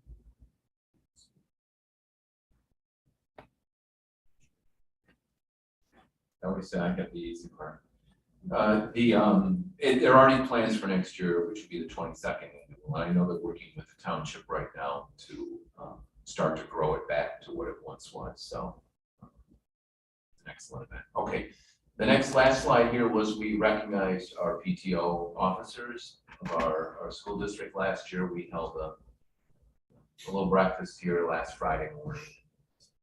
You can see it's an absolutely beautiful room that was put together, and that is because of Kim and the support of our community collections department. But and that's something else we're rebuilding. Just because of the last couple of years, things have changed, but we're growing this back, and these people that we recognize on that day just play such a significant role in our school district. Their dedication as volunteers is unsurpassed. Their care for our kids and our teachers is an important part of our school district. And at the elementary level, they just do so many things for families, for the staff, and for the students that really help create a sense of community, which is so important in any school. So thank you to our PTO officers. And that's the end of the administration reports tonight. And there are no curriculum updates. Thank you. The agenda is up in by board members.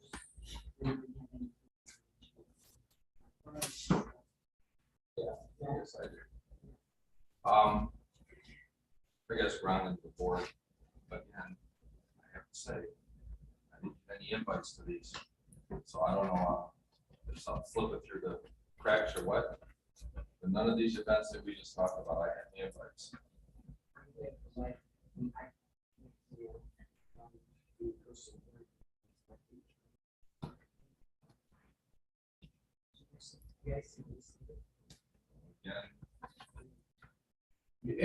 And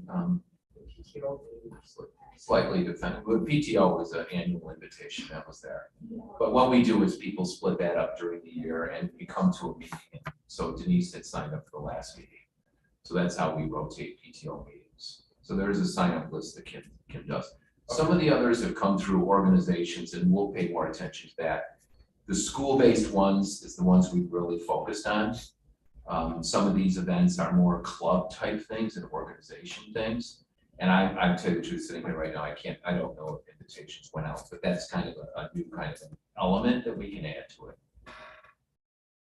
So I'm hearing, I mean, you went, Ken went, and I didn't even know about these, so. But trust me, we don't hide these from people, so we'll work on that. Yeah, if we can just get invitations out, I appreciate it. Yeah. Well, they're having trouble getting invitations out to a lot of, I happen to know about them because of the township. Well, maybe that's something we should work on. Not having trouble getting invitations. Some of the groups have offered help.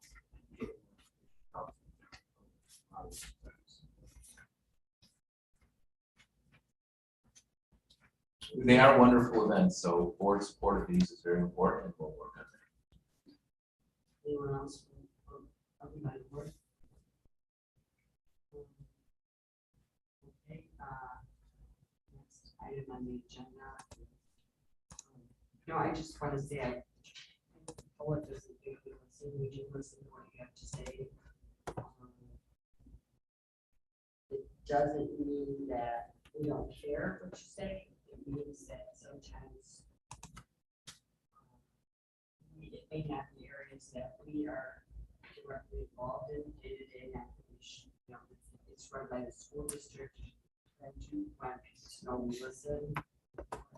It's troubling to me to have a separation of church and state. So in terms of the things in the Bible that I agree with, whether I agree with you or not, are not things that we are going to talking about it in school in terms of what is wrong, you know, to our students.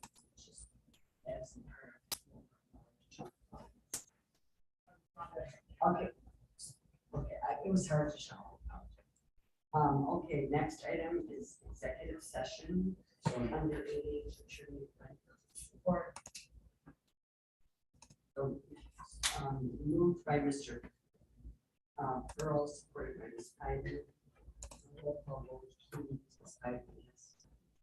Sure, Mr. Pearl? Yes. Myself, yes. Ms. Aquino? Yes. Mr. Stola? Yes. Mr. Wojciechowicz? Yes. Please all, we are going into executive session at 8:38 p.m. Okay, thank you.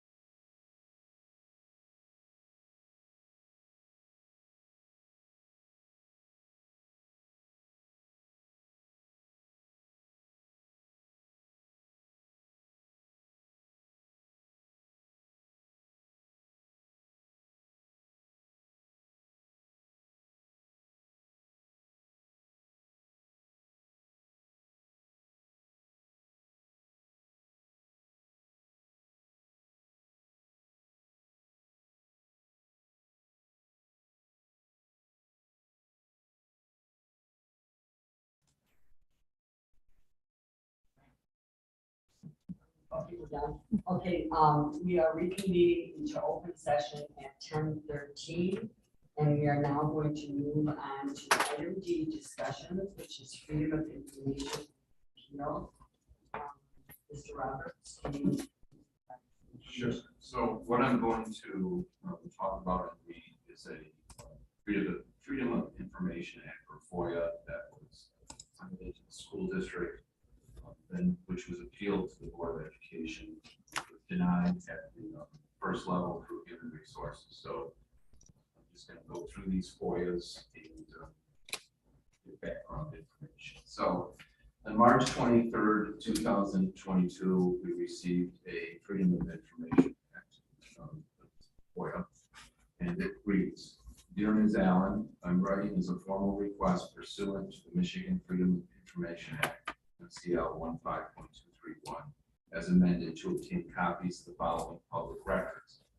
Any and all communication between the Chippewa Valley School Board members and Superintendent Ron Roberts pertaining to district parents or organizations such as Moms for Liberty, Mothers of Liberty, or M4L, being domestic terrorist. Any emails from the school district or board members filing a complaint to the Department of Justice regarding district parents or organizations such as Moms for Liberty, Mothers of Liberty, or M4L. Please waive or reduce the fee to search for or furnish copies of the requested public records on grounds that a waiver or reduction of the fee is in the public interest, because searching for or furnishing copies of the public records could be considered as primarily benefiting the general public. If this does not apply, or if you expect the cost to exceed $50, please provide a detailed fee estimate and I will pay the fee accordingly. As you are aware, the public records law requires you to provide me with a written response within 10 days from the date of the letter. If for some reason you contend that you cannot comply with my request, you are statutorily required to provide a written explanation.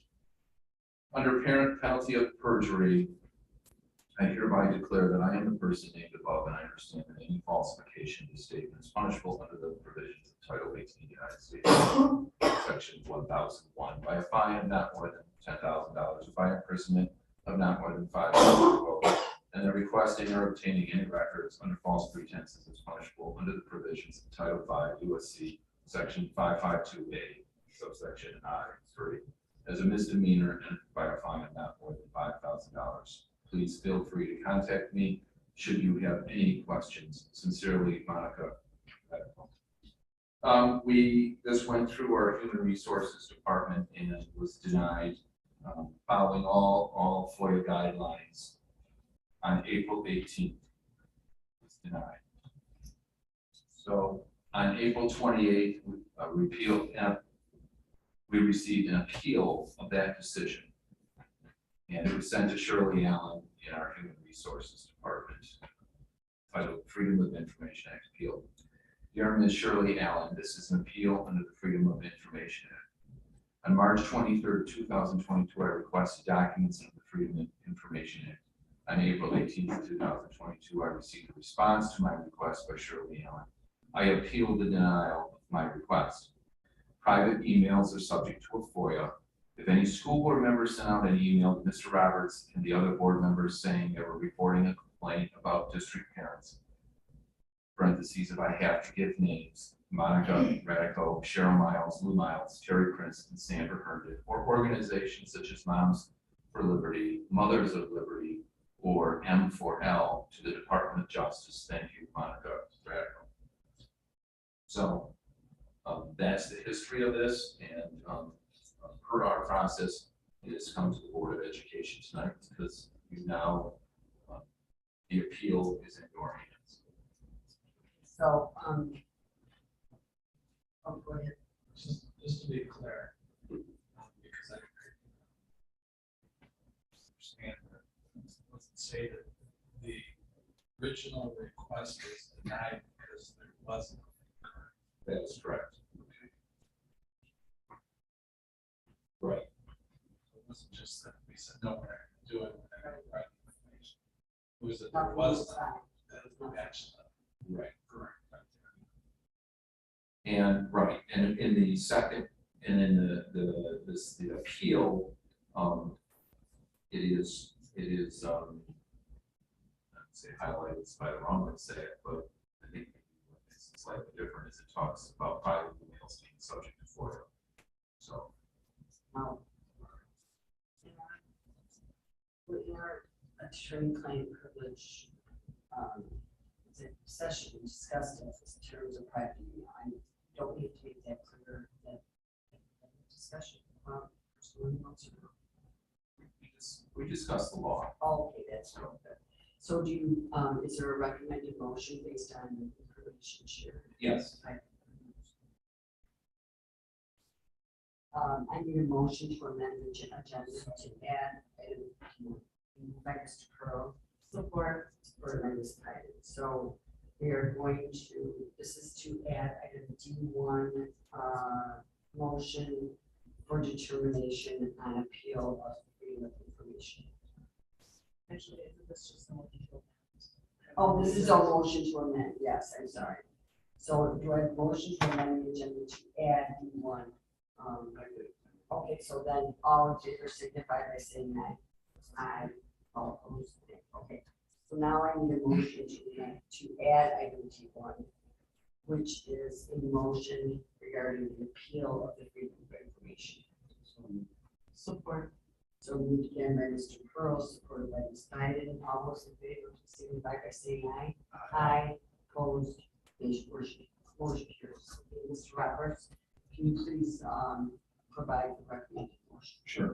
The motion reads, whereas the board received a Freedom of Information Act appeal because the original FOIA request was denied by the district's FOIA coordinator, and whereas the board, having reviewed the FOIA appeal from Ms. Monica Radico dated April 28, 2022, has determined the district is not in possession of any documents that are responsive to Ms. Radical's April 28th, 2022 FOIA appeal or in her original March 24th, 2022 FOIA. Now therefore be resolved as follows. Number one, the board denies the April 28th, 2022 FOIA appeal because the district is not in possession of any documents or public records responsive to the April 28th, 2022 FOIA appeal or the original March 24th, 2022 request. Two, the board directs the superintendent or his designee to provide the notice of the board's denial of the FOIA appeal to Ms. Radical. Support. Moved by Mr. Silva, supported by Mr. Pearl. All right, discussions or questions from the board? Hearing none, all those in favor, please signify by saying aye. Aye. Opposed, motion carries. Okay, next on the agenda is adjournment. Do I have a motion to adjourn? Moved by Ms. Pyden, supported by Mr. Silva, to adjourn on the item nine. All those in favor, please signify by saying aye. Aye. Opposed, motion carries. Aye. At 10:20. Adjourn.